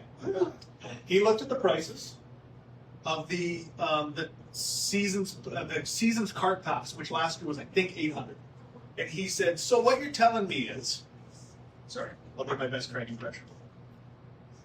So what you're telling me is that they got to play 40 rounds to start making money." Well, no, you got to look at it as combined, which is correct. Because if you combine the 2 costs, it works out to about the same amount of rounds that you're needing. Last year, I think it was 32 with cart, 32 or 33 at full pop. I think, if I remember correctly, so as soon as you play your 33rd round, I think you were making money, right? And he said that's dumb because it should be equa to the other side. So that's where we came up with the $700 price. So it's about 35 rounds to break even on your just the season's pass. So now it's 35 rounds to break even on your card pass. Yes. No discounts. Sorry. So if you have a couple that also regulars, not necessarily together, so they're paying, because you said both paying for season's pass. Is that where you said you would make adjustments? For sure. Yeah. So let's say you and Mike. Let's say you and Mike, for example. You guys both play far more than what a couple seasons pass, especially both the senior rate. Yeah. Right. You play far more than what the rack rate would be on them. Right. We're probably just going to put you guys into a couple seasons pass. Now, if you play 40 times and Mike plays 5, right? Okay, well, we're going to get you into a season's pass. Well, maybe Mike just pays as he goes because super senior it's $12 a round. Right. So I wanted to have the ability to negotiate's not the right word, but to work and kind of figure out a plan with what you guys have going on. No, don't say that word. Tailor-made does not belong in Aberdeen. Switch up. Yeah. Mira, Zuno. Any questions on that? So far, so good. Pardon? What did you say? I said you got. Yeah. I've got more questions. Yes. It's going to go a lot of work for you. In what? In that, I think last year we sold a grand total of 6 couple seasons passes. Six. Seriously, shit. We are live. God, we are live. No, 6. Because there was a lot of people where the wife played 10 rounds. Right? So the math just didn't make sense. Rack rates. The only big change up there is that there was no change. With everything else that we changed, we left everything the same on a day-to-day basis. Cart prices, daily green fee rates, everything stayed the same. We did not go up in price. Just took it out on us. We're going to get to the homeowner section in a minute here. Thank you for putting your driveway in, by the way. 60 cart. Pardon? The 60 cart. And then the 60, we talked about that a little bit already, but we do have a 60 plus, or 60 to 70 rather, cart fee now. The reason for that is because we have taken away the rides on the hill, right? Going to give you guys a little bit of, okay? We don't want you guys to feel like the big thing that we got a lot of emails on, and by we I mean me, was I got a 14-paragraph one from somebody that equated to you guys are taking advantage of the situation and you guys are just charging way too much, yada, yada, yada. So Craig and I sat down and I said, we can't change all of this and then, or he said, we can't change all of this and then jack the prices up. That's not fair. So we left all the day-to-day prices the same. Seasons passes went up a touch. I think they went up about 4%. Nothing crazy. Cost of living, all that kind of fun stuff. But the cart fees came down. Right, so balances on those things. Okay? Everybody okay on that? Because there's a few of you here, we will touch on it. Homeowners. I'll ignore this. Homeowners. Instead of just being allowed to play Wednesdays, what we are going to do, you must come in and register. It is 2 per household. You will each, the 2 of you, so for this case, Kevin and Trish, Ron D, Kelly, does not, just you. Per person, 2 max, you will get a 25 game pass with cart for free. You can now play whenever you want, 25 times with cart. But 1 seat. Pardon? 1 seat. 1 seat, yes. But when your 25 games run out, now you're paying. Absolutely. It is 25 visits. Okay? Per person? So if you come out and play 9 holes, or if you come out and play 18, that's a visit. That makes sense? Yep. She can play every ladies. And then Messi still make it same. It's the same thing. It's much better because you can play 25 games whenever you want. She could go play Saturday morning with you because I know that's what you guys are looking for.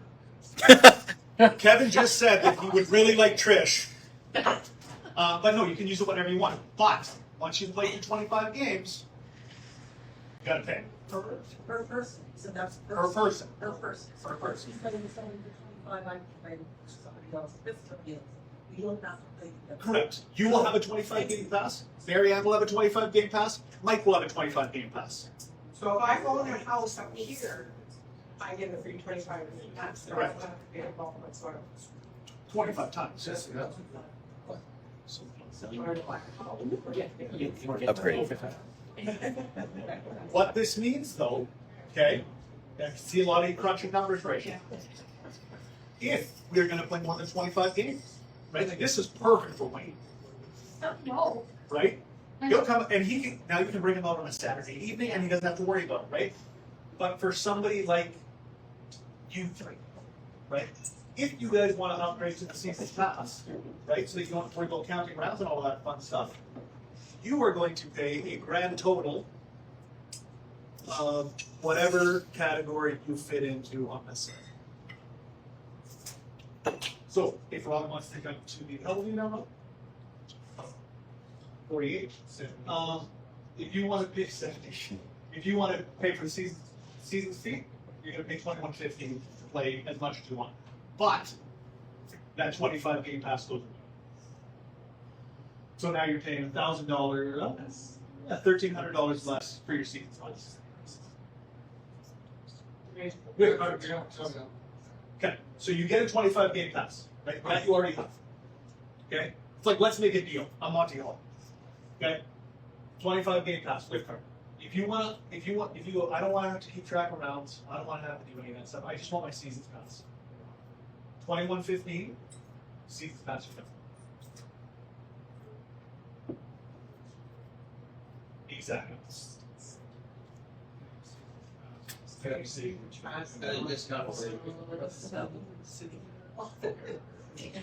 Hey Rod, just not. Yes. Okay, if I have a season's pass. Yep. Can my spouse have the 25 game pass if he registers? Yeah. So if you want to pay the $15.90 for you to be a season's pass for the entire year, Right. done. And then Wayne would still get 25 games, And he has to register. but he would have to come up and register and all that stuff. So for Trish and I paid $59 for the pass. Correct. Her cards, that's including the That's including her card. Yeah. Repeat questions, please. So basically the question is this: if I want to upgrade to the season's pass, but my spouse only plays 25 games, we would only charge the person that wants to upgrade. The spouse would still keep the 25 games, right? That's per person. Kelly's looking like there's got to be a catch somewhere. I think it sounds great. Of course, it's fantastic because it lets you guys play more. You're not just stuck doing, Wednesday nights, right? Unfortunately, Rob, that means that your date night's probably going to move around a little bit because it's not just Wednesdays that you guys all get to go for free. But now D gets 25 games for free with card, right? Trish gets 25 games for free. Stu and Cheryl, right? All of them. Leroy is going to be over the moon because he gets free stuff, right? But he can upgrade to the season's pass for $2,100, which is $1,300 less than what it is anyways. That is a benefit to the homeowners. Yes. Pardon? No, I'll ask me. Okay. You though have to pay double. This table has to pay double to make up for it. We always do. Yeah, exactly. Pay for it. Kevin, What other discounts? What other discounts to for the homeowners? homeowners, so because we're giving you guys the carts, once you guys have to start paying for golf, we'll pay for full price carts. Right? Which again, most of the golfers, right, are just gonna pay the $21.50 and go all play as much as they want for $2,100. That's fine. Right? But for other people, they're only gonna play the 25 games or less. Right? And with the 25 games, you can't sign other people in. Those are specifically for Those are for Glen. Those are for Kelly. Once you get rid of them, they're gone. They don't exist anymore. Okay? And then you will still get your 10% up in the restaurant for those ones. Not for me. Good luck. Yeah, we brought in a bunch. It's just not going to be available on Wednesdays.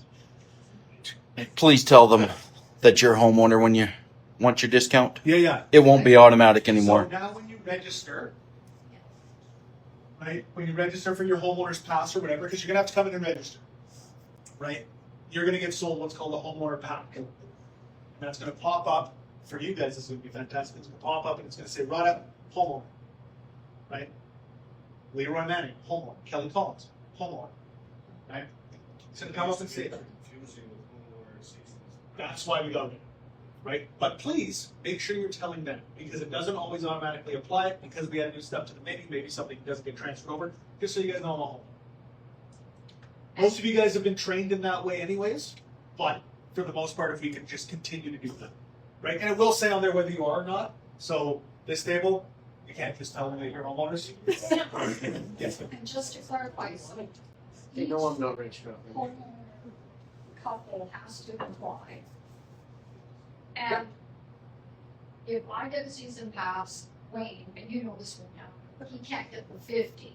No, he will just get the He 25. just gets the 25. It's 25 each, up to 2. And you know he would never. For sure. do that. Yeah, absolutely. So but I understand that maybe, that, so let's say there's a season rate. Yep. And like the society is only playing 25 games. We take the price of the 25 game pass off and we just use it for the rest of the year. So he gets his 25 for free to start. Right. That's where he starts as a baseline. If he wants to upgrade to the season's pass, that is the only time that any more money will be exchanged against. And he pays the full rate. Or Nope, he will pay, how old's Mike now? full time. So he would pay $1,200. Oh, so we lose that 25. And that goes away. Okay. So if he's only going to play 25 games and he has started to play less, right? His best bet might be to just keep the 25 games and pay, because he's super senior rate anyways, right? So he's only going to be paying just what, Something like if I do the math right, 50. He's going to be paying, $63 a round. So if it's for 5 extra games, it's not worth it. You're going to play 25 extra games. Yeah, fine. Yeah, take that part. Yes, Rod? Don't do that. You're going to not right now. Oh, am I going to get another email? No. Okay. Yes.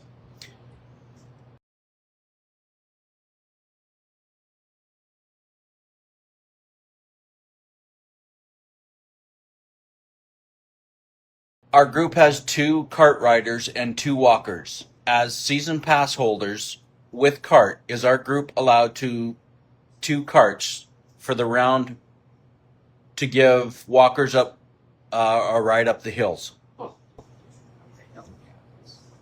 At this moment, no. Because you were only paying for your seat. Just not big hills though? No, because you've still got 2 carts. No. Right? So you've still taken 2 carts out.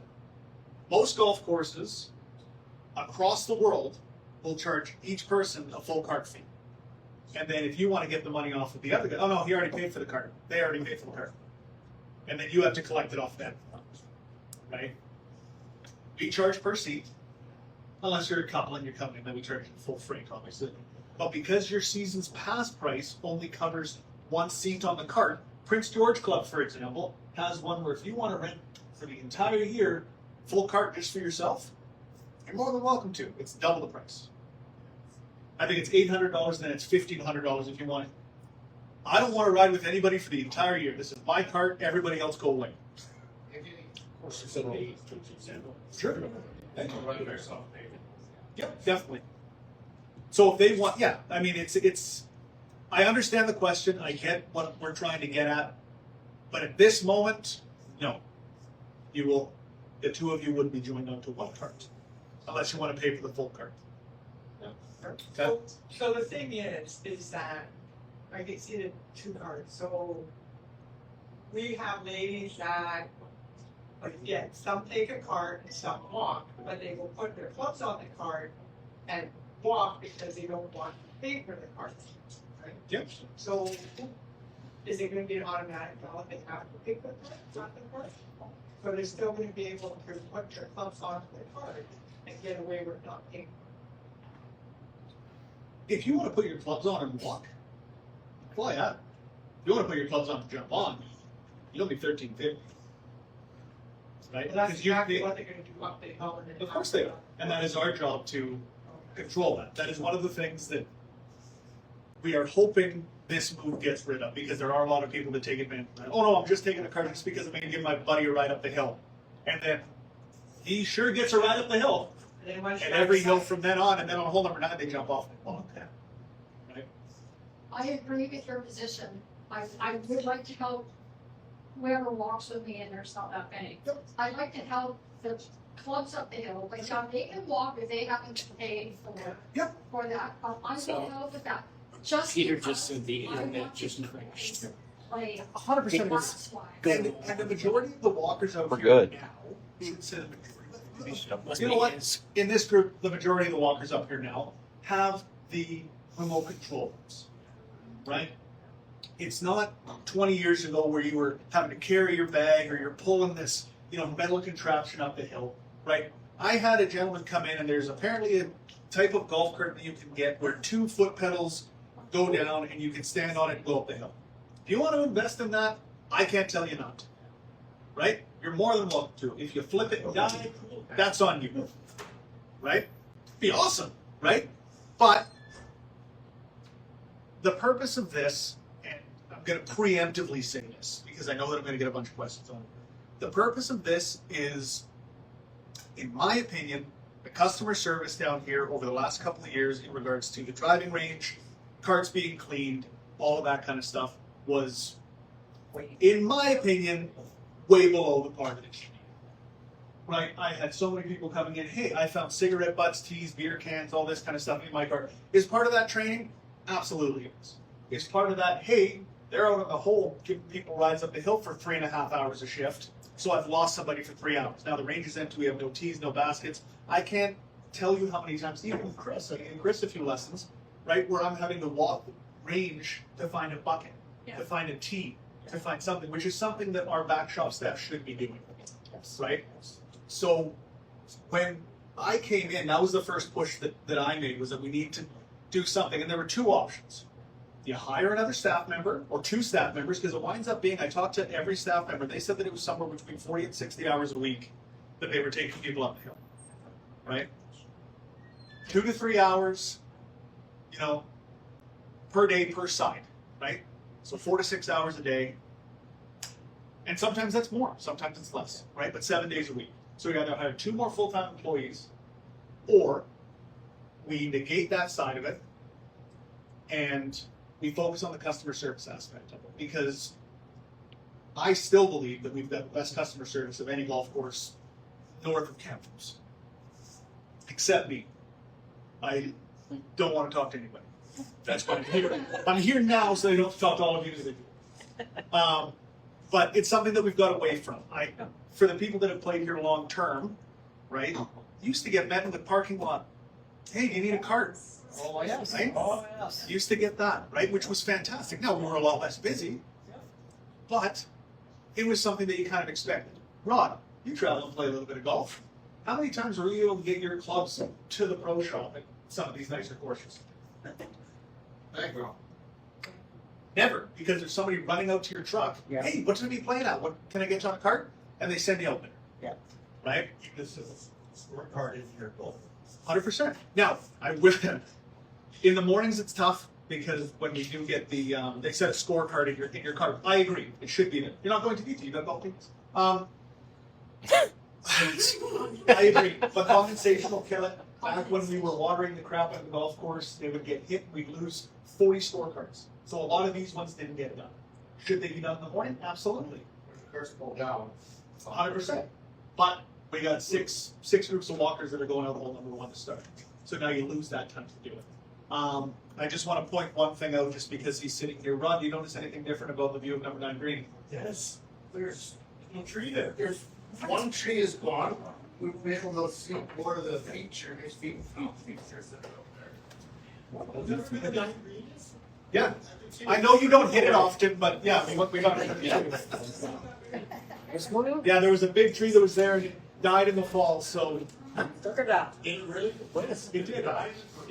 It died. It was very, very red. I assumed that it was you guys that came over and did something to it. Yeah, there used to be one just to the left. Here. Jesse, just in case you weren't aware, there's also Not happening. feature on That's where. Yeah, never mind. Looks better. It's- Yeah. It opens up, it was right here. Yeah, it's there. Can we pull that down? Next to Small Eagle was being blocked by stuff. People told me that they just got tired of you staring at them. Yikes. No, of the people on the golf course. They're like, leave the tree out, Rod's a little weird. But then he moved on to the golf course, so they're like, oh, well, gonna see him anyways. So. I was a little closer. I know, with the floodlight. So that's where we went to with the walking route. Now, we understand that we're going to get pushback. Okay, it's going to happen. But we had two options. We either force carts mandatory, or we went this way. Like keeping the prices down, lowering the season's pass price for carts, all of that kind of stuff. I hope that we've earned the chance to try.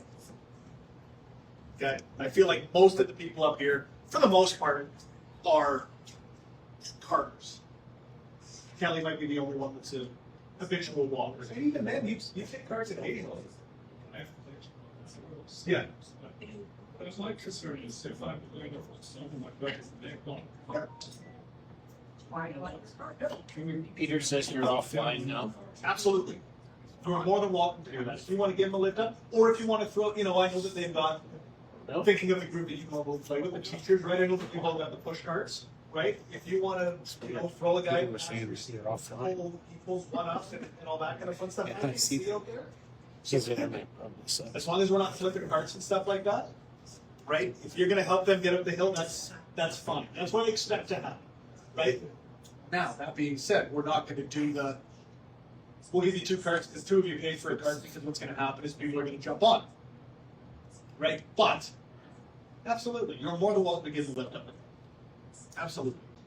My biggest fear is that we're going to get out there and the first day somebody's going to walk and they're just going to stand at the bottom of the hill until the ride comes. Might as well walk back down one, folks. There's a big sign on that box. Yeah. Walk up. Everybody good? Okay. 3 things that I've been told to preemptively say. Big parking lot. There is no, like a big one up top here that we started about 3 years ago. We are working on it. There's no plans currently just because of other things that are going on the golf course, but it is something that is on the books to potentially have something done. Okay? Subdivision. For those of you now that we got some sweet deals looking to move up here. There is no current plans in place for further development. What that means is that we don't know where we're developing yet. We've still got somewhere in the neighborhood of 8 to 10 lots over there that haven't sold. We are not going to develop another set currently. Jason here. Twitch. Oh, just about that top parking lot. There any plans to either keep it watered or like last year when it got really windy for that couple of weeks? It was sandblasting the shit out of people's vehicles. We are looking at a way to do that. The problem is we have no water up there, and there's no easy access to water. I get it. Right? It's tough. So we are looking at something to do that because we did get that complaint from quite a few people. A lot of our staff, because that's primarily where our staff parks, that back row. I go out there and my red truck would be beige, right? Yeah. Well, yeah, and that's the other thing is that you guys are getting free fill, right? So just take it home, spread it on the lawn, right? Fence is fine until it gets knocked down. What I mean, if you're not doing development right now, that means shift. No fence across the street. Like I said, we're looking at something because we can't get water. I understand where you're with that. But maybe a snow fence or something like that to at least stop some of it, Yeah. right? Good there? Directly related to you. For the first couple weeks of the year, okay, potentially stretching into a month, okay? In the past, we've had spring and fall rains, I don't know if anybody noticed or not, but last year in the fall, we did not punch. We did not start doing any work until the golf course closed. The intent of that is to get rid of the fall rate and to let our pass holders, who are predominantly the ones that come out in the fall, not get punished for wanting to play later in the season. Right? The golf course is in the best shape it's ever going to be in. Let's screw it up. Right? We will be punching if needed. Hopefully it's not. We will be punching in the spring now. Okay. What else we are going to be doing is on the par threes, you're going to be putting mats. You're gonna put what, sorry? No, that's awesome. For like 2 weeks. Oh, okay. Yeah, not for the whole year. I'm talking about like a driving range back, just so that those are the parts that get the crap beat out of them the most. Let's give them 2 weeks to get developed. Yeah. Right? Understand. Yeah, exactly, 100%. Yeah, and we're already 2 weeks behind someplace like PG, right? So we are going to be doing that. There are golf courses that in the spring and fall, they tell you to bring it and sell them. They're about this big. Yeah, you gotta walk around. And you walk around and you put your ball on a mat to hit it off of. Yeah. Or if you play those sand courses up in Australia or up north, right? Where that's what you got to do. Right. So we are preemptively looking at that. I chatted with Craig this morning. There is potential that we are going to be redoing a few card paths out there. I don't know what ones, and it depends on whether or not we're able to allocate the guy that does our paving for that. Potentially opening up a giant can of worms. Does anybody have any questions on anything? Blocks on the words or any like pop up that sheet up there so you can get Yeah. Here's the question. Pop up tee? Like on the blues and the blacks, you're talking about? Yeah. Yeah, because there's no way to be able to key in there. So you're talking about having one like in the mat? Yeah. Bottle cap works really good. It's one of the team moves out inside. Oh, so like the little rubber, like what they have a lot of ranges. Yeah, in the range, yes. We can look into that. That wouldn't be that big of a thing. That's the first, honestly, I'll let you get them saying. That's the first time that I've heard that. The question was that would we look at, and it doesn't affect a ton of people, but would we look at doing a T insert on the blues and blacks on hole number 4? Just so that you could put a T in, because right now it's just kind of like that much mat that concrete or hard pack or whatever it is up there. You know what? You guys burned up your good idea this early. That's tough. Gail. Hi. Is there any Hi, Gail. This is addressed to Kevin. Is there any way that we can see our account and how much we have, and every time something's added in now, similar to, I do golf there, but I hear the PG course. Anytime something goes into your account, you see it. No, I guess. So to explain that, Yes. PG is a membership course. You pay a membership, and there is an actual side to Tion for membership. We are not a member course. We don't have access to that side because we are a public course. That stuff's not available to us. It's not a restriction that we're putting on everybody. It's just because we're public course, not a membership.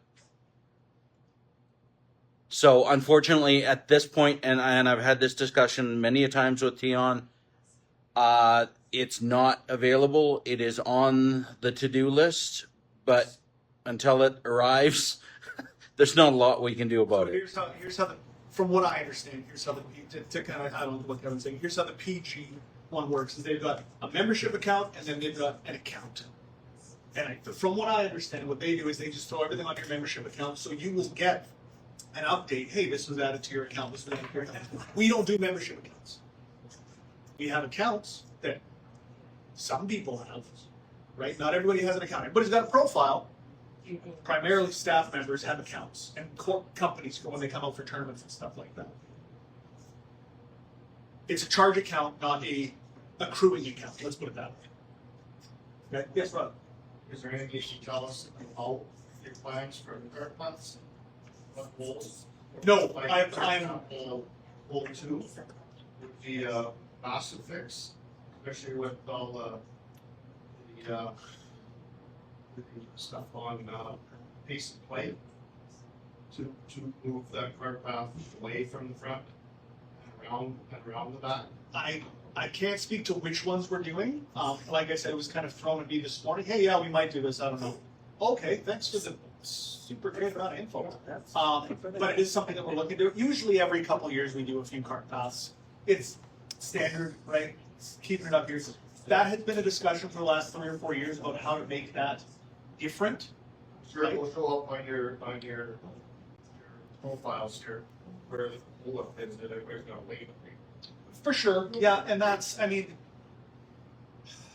it's one of those things where it is it's not just, oh, let's just put a cart path around here. It's, okay, well, if we do that, right, and we wouldn't do it right around the back because that doesn't really solve the problem, because now you're too close to the green. You would have to go out and like around the road, essentially, is how we would do it. And and that just leads to a whole bunch of safety stuff and having to put up guardrails and all that kind of stuff. Whether or not we want to just do that one, or whether we want to do 2 or 3 ones that need proper work because they're causing damage to carts or to equipment, that kind of stuff. Yeah, but I mean, that is pretty good involvement. 100% is, yep, I don't disagree. Keep people laying up, can't lay up. And then you get 2 and 3 groups. Yeah, I don't disagree.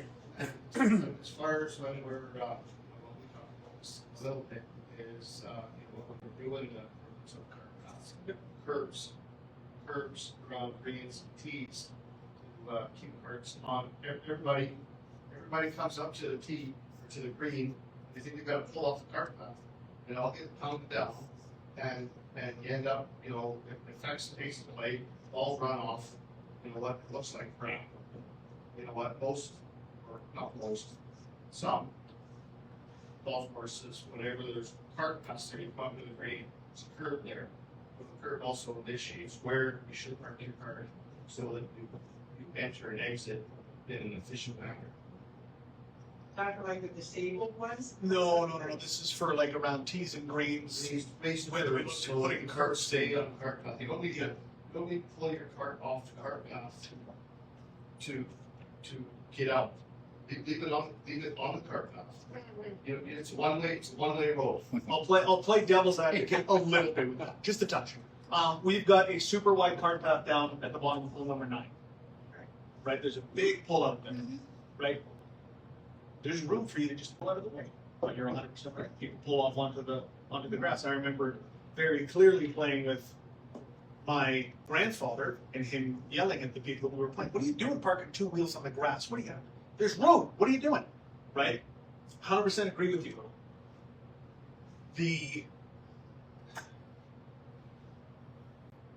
Let me put it to you this way. Golf course that I played in Palm Springs is called Heritage Palms. Beautiful golf course. They have a gate system. Okay, so you leave the fairway through gate A, you exit the fairway through gate B. That's fantastic. It's great. Does everybody listen to the gate rule? No. They go, oh, everything. They use the 90 convention. It's something that we are looking at, but I don't think it's going to have as much of an effect as, oh, well, now everybody's going to stay there because how far back do you make the curve? Right? How high do you make them? Right? Now that's going to affect, now you get balls hitting the curb and kicking left, kicking right. Now you got to do equipment getting around there with mowers and everything like that, right? Trip hazard, right? You do it right. Finish it off. You do a little bit of lag. On it, so if somebody does jump it, by staying off the cart. Significant amount of golf courses do it. That's all I'm saying. For sure. Yep. 4 questions. Jason, we'll go you first because you've been waiting. Okay, this is from Peter. Benningfield? Yeah. First time caller, long time listener. Yeah. Are they going to put rakes and traps and sand? Rakes and traps, yes. Okay. Barring Because there were quite a few. For sure there was. Rakes and traps, yes. Last year, I will say, and I know that the traps have been a bit of an issue, but the far larger issue was that the golf course was oversaturated with water. Very wet, right? And like I said, I feel like July on, we had kind of tempered that a little bit, right? Were there still spots? Of course there are. This isn't an overnight fix, right? The sand was very, very tough last year for us to acquire.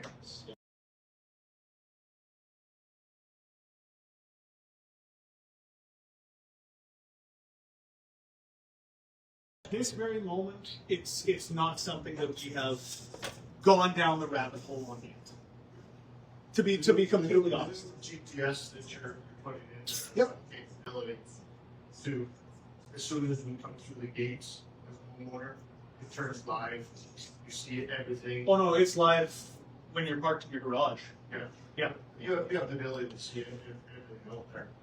So this new system has Wi-Fi access that every cart is connected to as long as they're within range of parking and the shop. The GPS also reports if they leave the property.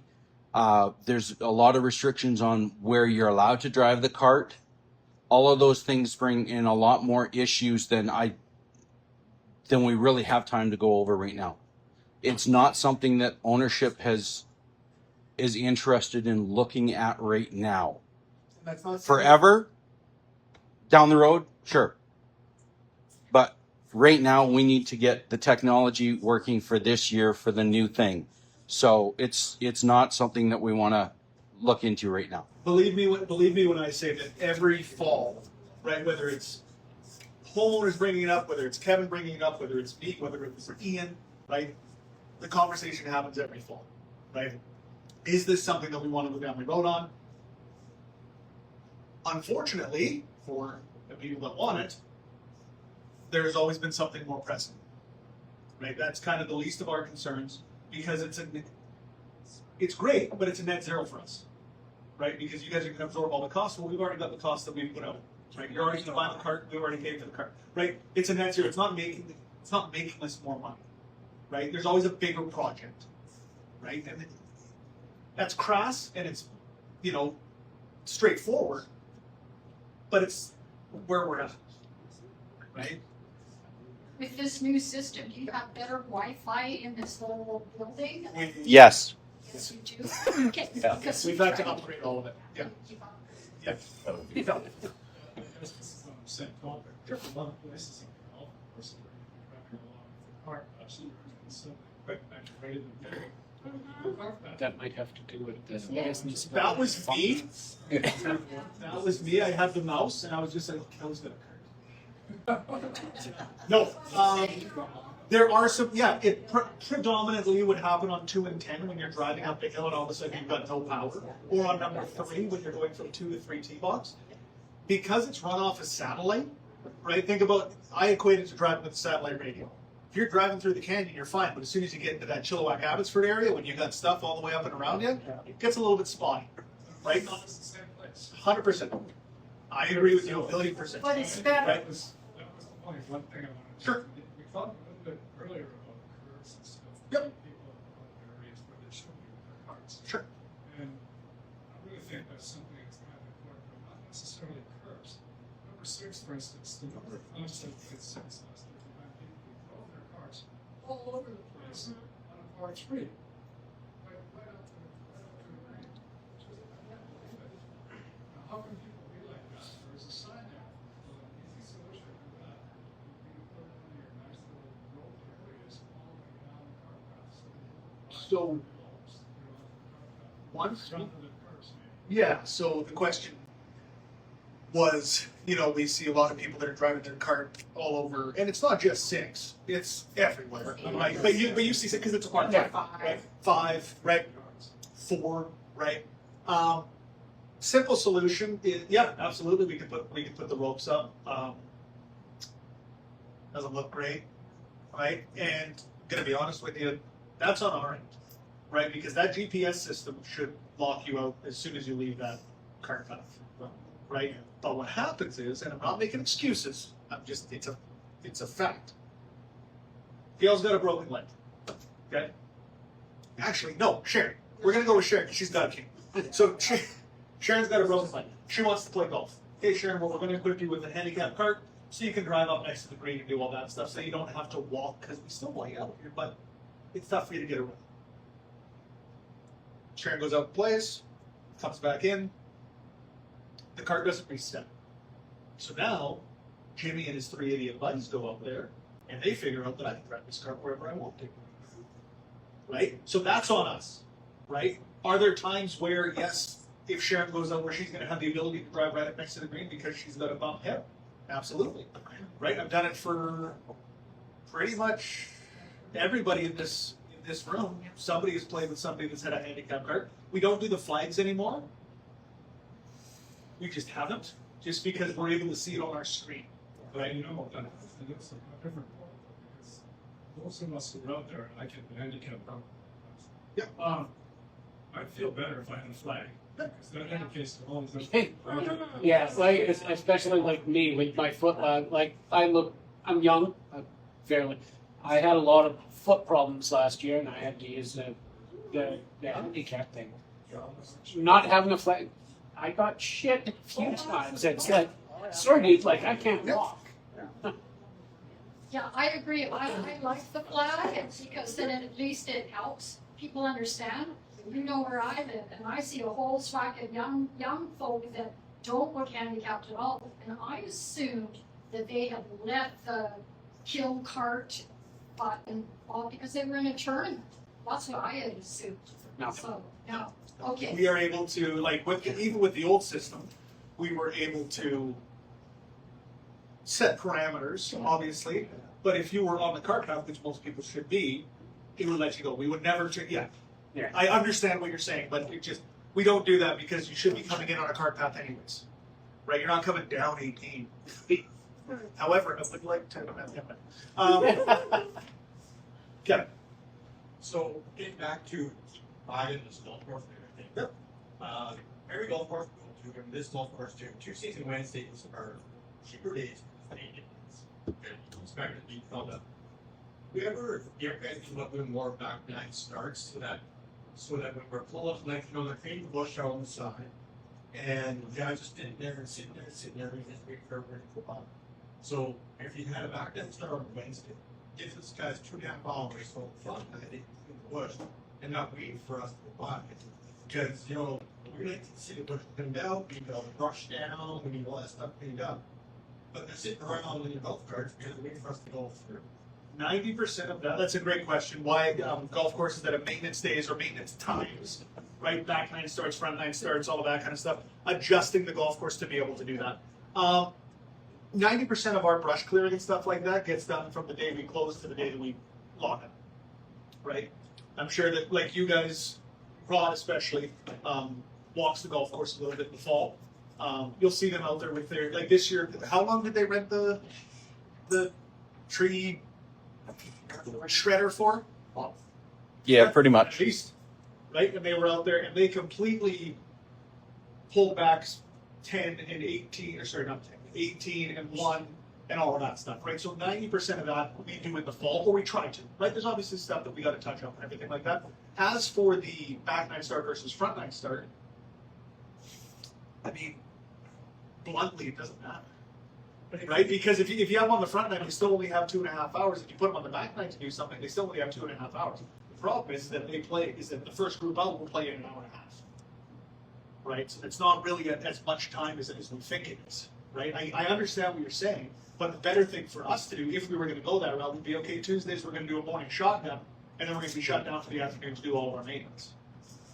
We've got such a small season, right, that we need to be full every day to be able to facilitate these kind of things and move on for the next year, right? I think, like I said, we've got 25 weeks, right? And not all of them are good, right? It's a great question. I know that Quinnell, I think they do it once a month where they shut down early one day and everybody goes out, they give them a hot dog or a burger or whatever, they go out, they fill in, it's fix bunkers, fix ball marks, do all of that kind of stuff. We've talked about it, but we're a lot busier than Quinnell.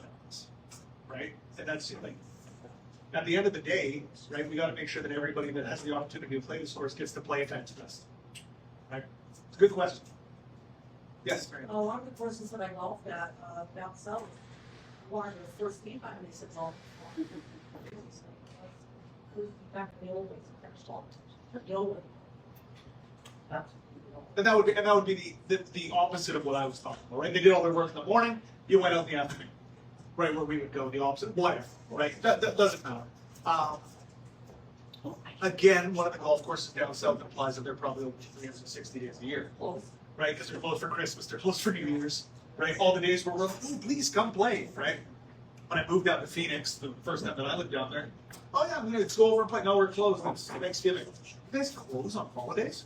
Yeah, we're open 360 days a year. Yeah. Oh, okay. Yeah. So we're always trying to come up with ways to improve the course that's out there. Unfortunately, what winds up happening on our end is you wind up chasing whatever the problem was in the spring. Right? The course is too wet. We have 3 stops now. We've got to fix the fairways. We've had this happen. We've had this happen. We had a bunch of kids come down in the windstorm over the winter, so we've got to go take care of that stuff. We're ready to open up. Right? We try and knock as much of it out as we can in the fall, but it seems like being up north, there's always going to be stuff I'm kind of chasing this year. Anybody else? Yes. I'm sorry, I'm circling back. Yep. I don't understand why you have to be a member to get your account update. Why can't it just be the men's league and the women's league that are registered to have an update of what your account is and how much money goes in and how much you've taken out to eat at a restaurant? Like, I'd like to be able to throw an update instead of bothering people taking up time saying, oh, I'm not sure how much is in my account, you downstairs, and downstairs, oh, well, you've got this much that you can use at the pro shops and the restaurants, but this much that you can't use, like, to me, like, show me, and I'd like to see that. The simplest answer is that it's not in our capacity to do so. But you can buy into a program. No. You can't. No.